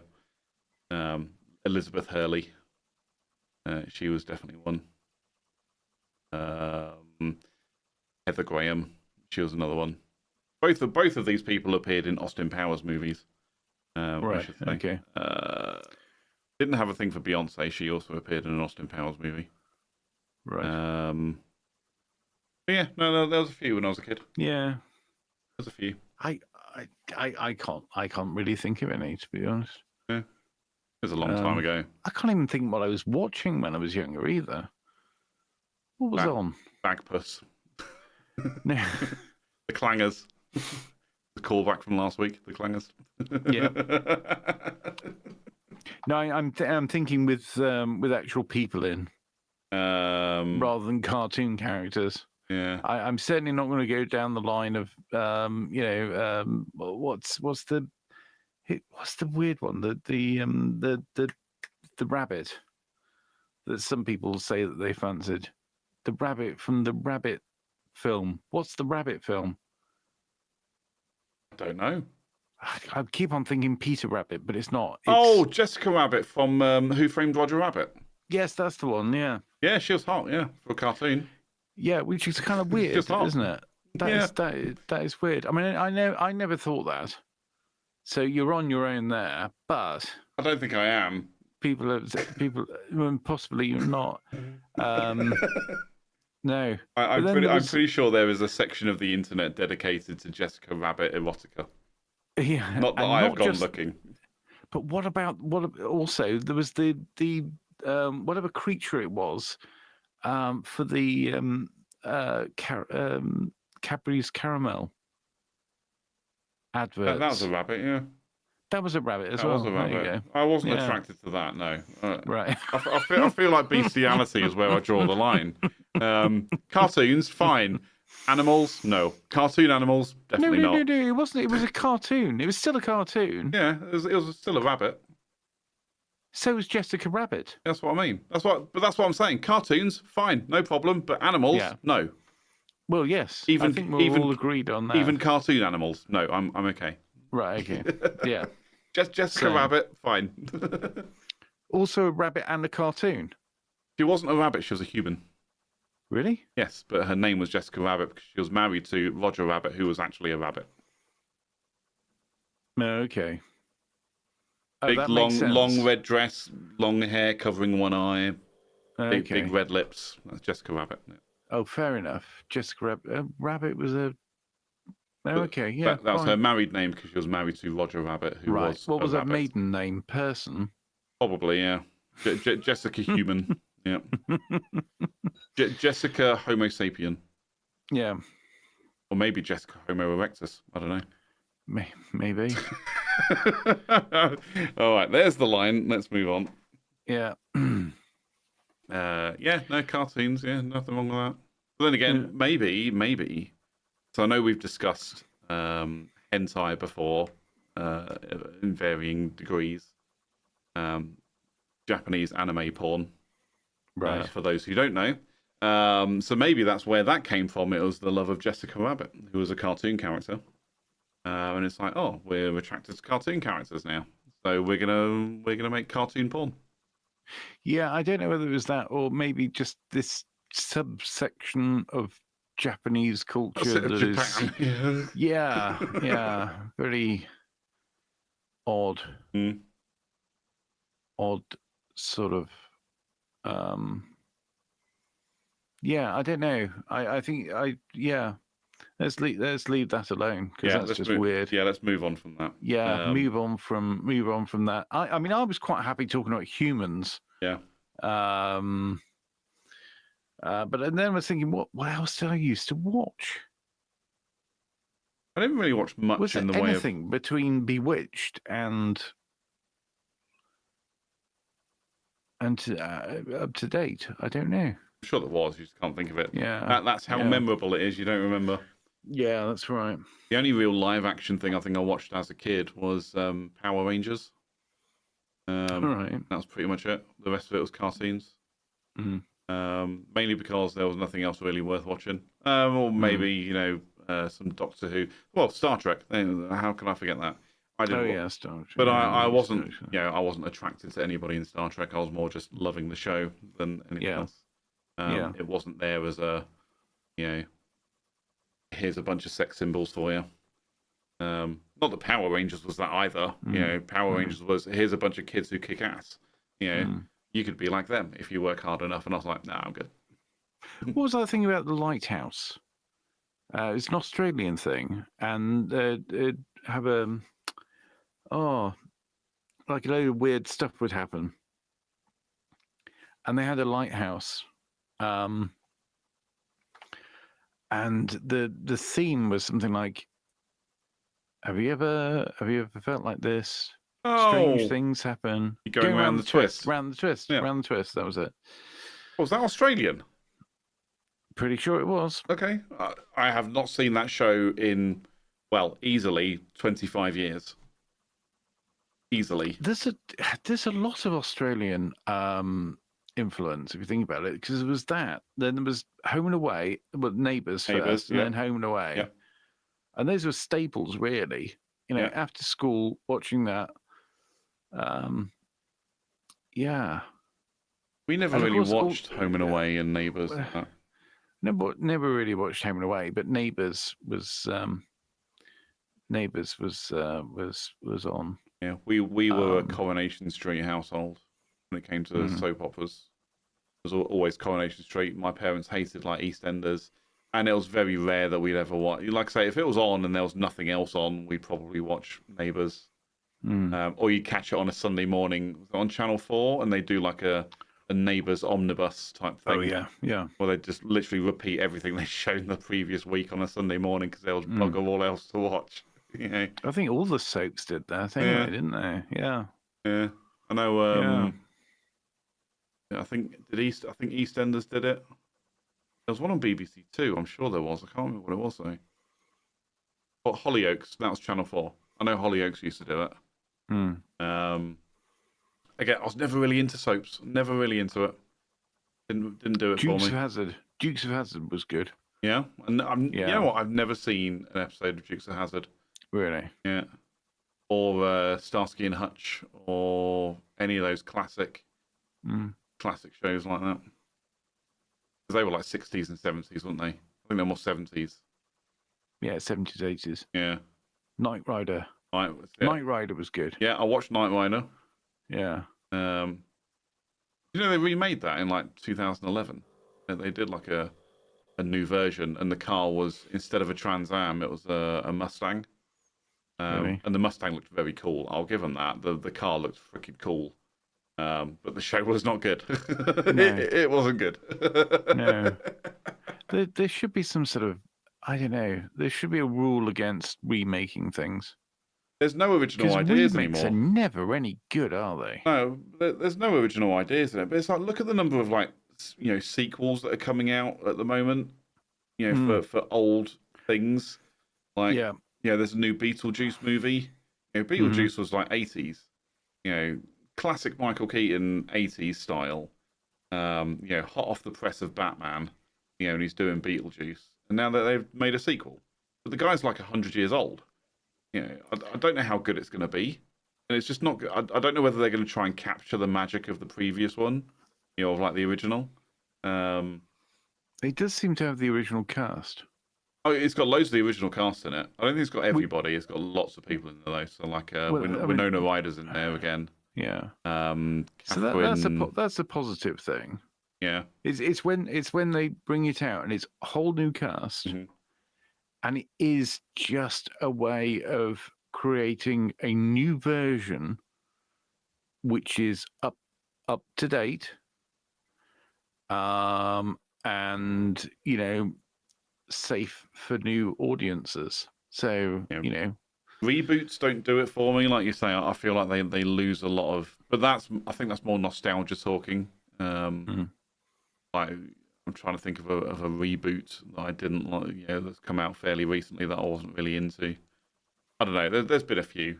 But again, that says it all. Really, it's like I don't remember them because they weren't worth remembering. Like they didn't capture the magic of the original.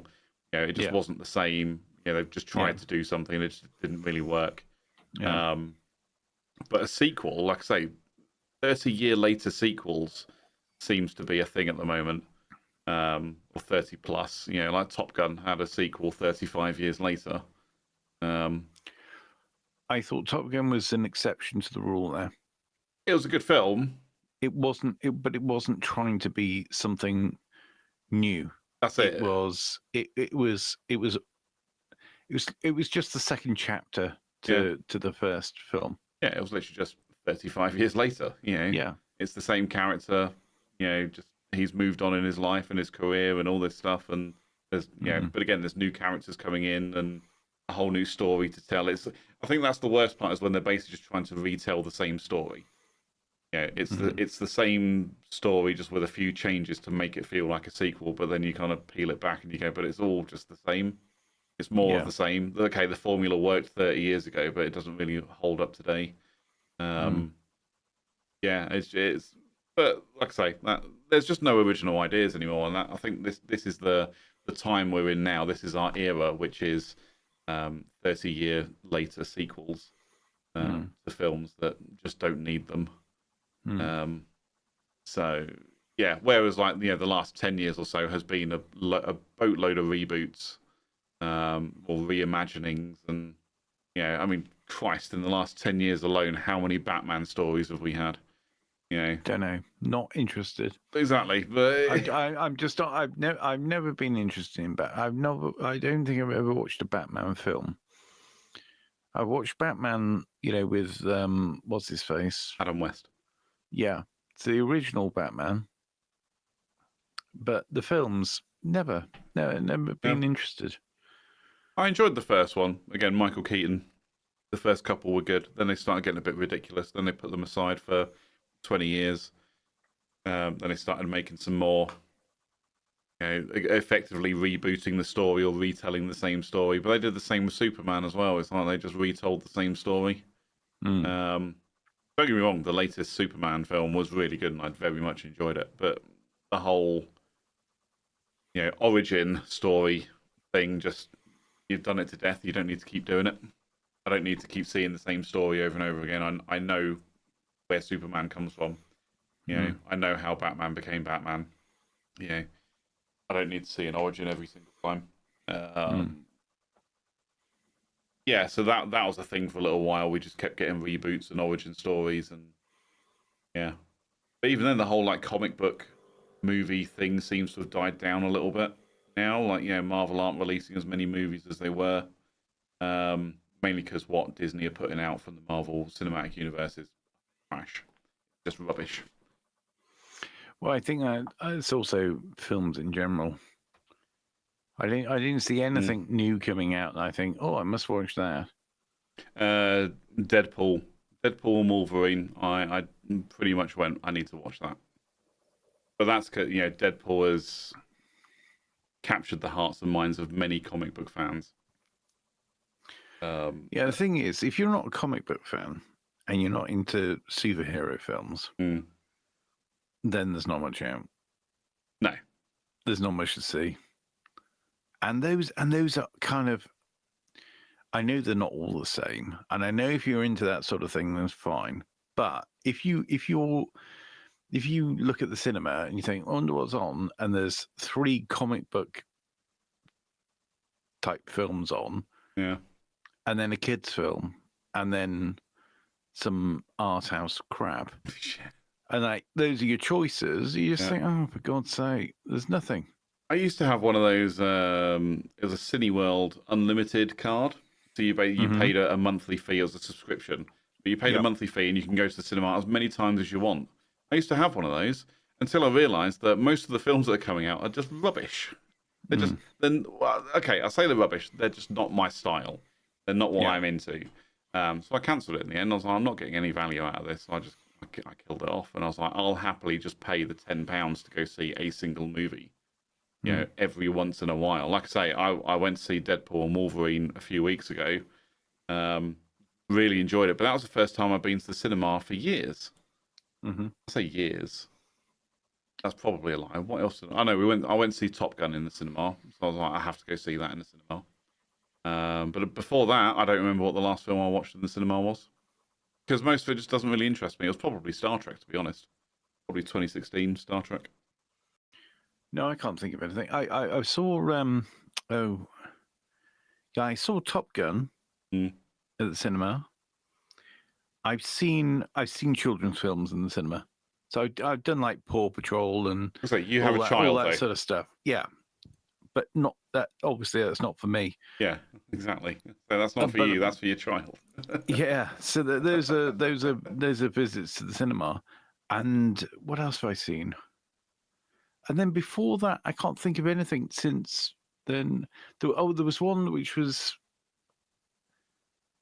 it 19? Was it called 1917? Oh yeah. No, I know the one. Was it 17? I can't remember. I know it was a date during the First World War. I think so. Yeah. I think 17. I saw that, which was years ago now. But things that actually stand out that I actually went and watched. On purpose. Yeah. There's that.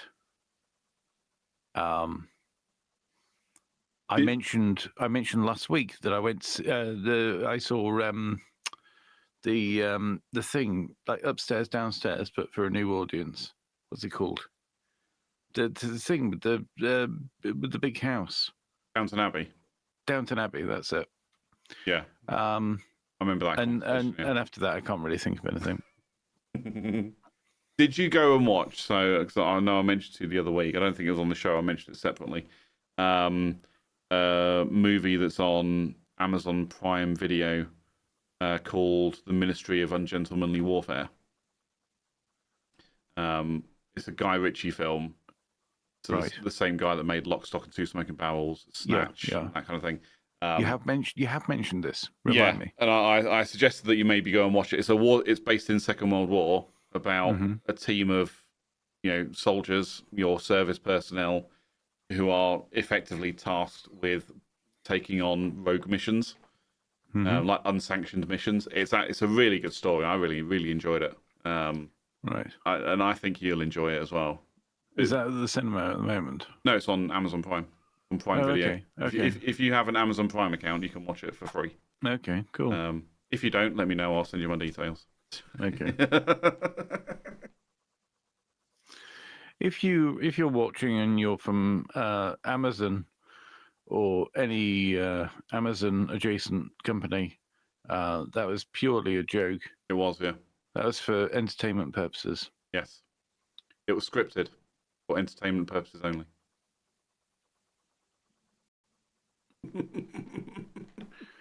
Judging by some of the stuff on Amazon, I don't know if they understand that concept.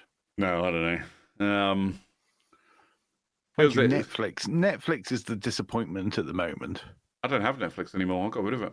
I would get rid of it, but my son watches it. That's why I still have an account. What's on there? Paw Patrol? He's watching a thing called Loud House. And it's currently that's the thing. And Loud House is a cartoon about a boy that lives in a house with his 10 or 11 siblings, all of whom are girls, and very noisy. And it's a loud house because he has to share this home with his parents and 10 girls. Loud House. Loud House, not Roadhouse. Not Roadhouse. Loud House. No. Yeah. House. Ghost.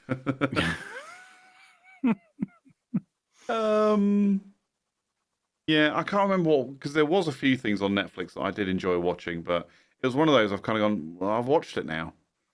I'm not really that worried about, if I want to watch it again, I'll subscribe for a month and watch it again and then cancel it again. But I'm sitting there paying £18 a month for something I'm not using. And what was coming, it was just rubbish. I just wasn't interested. And the thing is now, I just find myself with less and less time every day. And I'm like, I don't have time to sit and watch and commit time to Netflix anymore.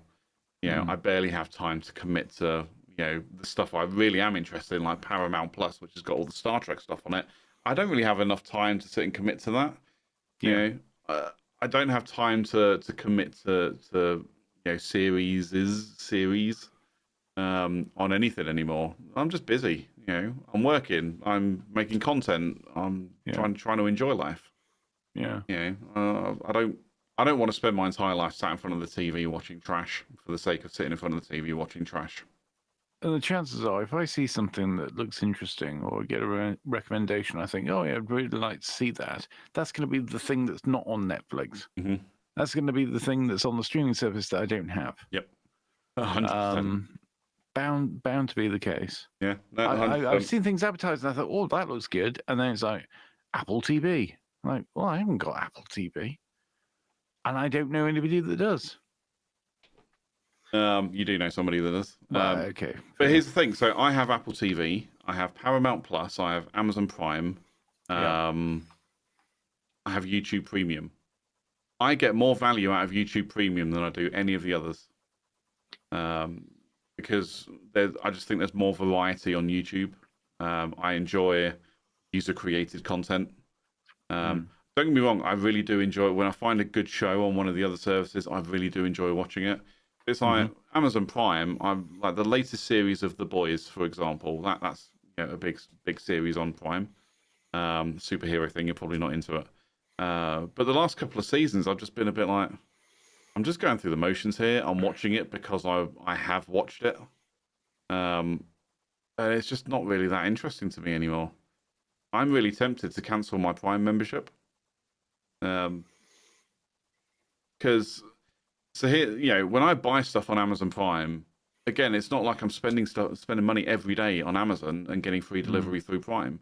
What I'm actually doing is, probably having ideas of things that I want to get, going onto Amazon, putting them in my basket, but then I'm going to end up spending enough money that I'm going to qualify for free shipping anyway. I just might have to wait an extra day. Yeah. And is that worth, what is it now, $8.99 a month for Amazon Prime? I don't think it is. So I'm considering getting rid of it. I just need to check with one person to make sure that it's okay to do that. They're not actually watching something, and if I cancel it, they can't watch it anymore.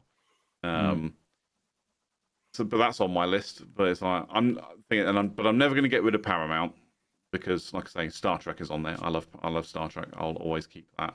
And Apple TV Plus comes with my subscription for Apple anyway, so I get more storage and some other bits and pieces that go with that. But on top of that, I get Apple TV Plus. And there is value in that. I think the bits that I use off of my Apple subscription, I think it costs me, I think I worked it out, it's like an extra 15 pence a month. And that gives me Apple TV Plus. So I'm like, I might as well keep it. And occasionally something interesting comes on and I'll get a notification on my phone saying, this is now on Apple TV Plus. And I'm like, well, I haven't watched season 1 of that, so I'm not going to watch season 2. But something interesting might pop on. Not that I really want to start running a promotion for Apple TV, but what is Apple Plus and what are the benefits? As an Apple user, I'd be interested to know. I say this because I pay for a certain amount of Apple storage. I don't know how much, I don't know how often, and I don't know for how much storage. Right. But what I do know is, that's all I do know. So I subscribe to Apple One, an individual subscription to Apple One, which costs me £19 a month. Right. On that, I get Apple Music, which is essential for me when I'm traveling. I do like to listen to music, and I think Apple Music is the way forward for me. It's got all my playlists, and yes, I can go to Spotify if I really wanted to, but I like Apple Music. I like how it's organized, and like I say, I've been using it for years anyway, so I get that. Apple Arcade, which honestly, actually, I don't use, but it gives me iCloud Plus, which is an extra 50 gigabytes of storage. Even though I pay for more than that now anyway, because of some other bits that I'm doing, I actually pay for more than that. But then, like I say, Apple TV Plus on top of that. So, but if you bought all those, if you did all those individually, it actually tells you on the phone how much it is, and the big blue thing it says £26.97 per month. But by doing it under Apple One, it's only £18.95 per month. Okay. Then you can add on. Where do you find that? Under settings, under Apple ID, right at the top. And then the fourth one down says subscriptions. So it does. Yeah, so you can tap on that, and it will tell you your current subscriptions, and you can choose. So when you go into that, so let me just go back to those subscriptions. So yeah, mine says active Apple One, and if I tap on that, it tells me the individual services. But then you can go see all plans, and so if you're into like Apple Fitness or you want the news or whatever, you can upgrade that plan to something else, and you'll get all free. So £36.95 per month. Apple Music, Apple TV Plus, Apple Arcade. So if you want to play mobile games or whatever, that's what that's there for. iCloud Plus with 2 terabytes of storage, 300 plus magazines and newspapers, plus workouts and meditations as well. That's basically the top tier. That gives you everything under the one subscription. Which maybe one day I'll do when I don't have to work and I can afford a space where I can put a home gym in, and I'll do Apple workouts. But again, the newspapers don't interest me. It's better value for me to do the plan that I've got plus the extra storage which I buy. So I buy an extra 2 terabytes of storage for like £9 a month. That's better. That's better value for me rather than that top tier subscription. Yeah, I don't know how to find what storage I've got. So your storage specifically, if you go to settings, I believe it's under general. I'm just having a look. Yeah, that's iPhone storage. Oh no, maybe it is under iCloud. It might be. Yeah, so under your Apple ID. Oh yeah, so under your Apple ID, It's like in the second section. iCloud. Yeah, Yeah. iCloud. Then it tells. So I've got 2.05 terabytes. So I've got the 50 terabytes I get with Apple One, and I also pay for an extra 2 terabytes on top of that. Okay. I do too. Yeah. So I've got 2 terabytes. Well, I'm nearly half full. That's what she said. Or maybe you're half empty. Maybe. Well, there you go. Yeah.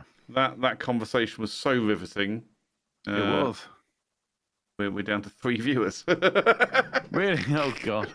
Sorry, everybody. Complete tangent away from the big question, which was what comes first, the chicken or the egg, or what came first, the chicken or the egg? Yeah.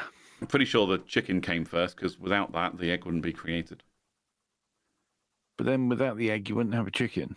Yeah, never mind. Okay. Well, my mind was in the gutter for that one. Yeah. In summary, yeah. Before we go and we say our goodbyes to one another, not to any viewers, for crying out loud, they've all gone to sleep. Yeah. But before we go, in summary, my belief on this is that whilst I had that idea about the dictionary and chicken coming before egg, having thought about the actual what was it? How species are created from different DNA. It is clear to me, and you've heard it here first. It's clear to me that the egg came before the chicken. Yeah, and again, we're on the internet, therefore it must be true. And therefore it must be true. Yeah, and we've said this before on another podcast. We are the science. We are. You must believe it. If you disagree, or you've got something to say about this episode, or anything for that matter, whatever it may be, you can get in the comments, or you can also DM me at Ted James Media. You can email. You can DM.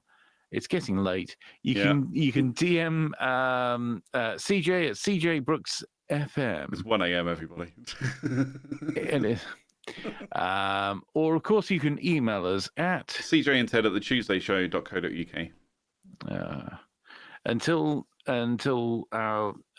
we see you next time.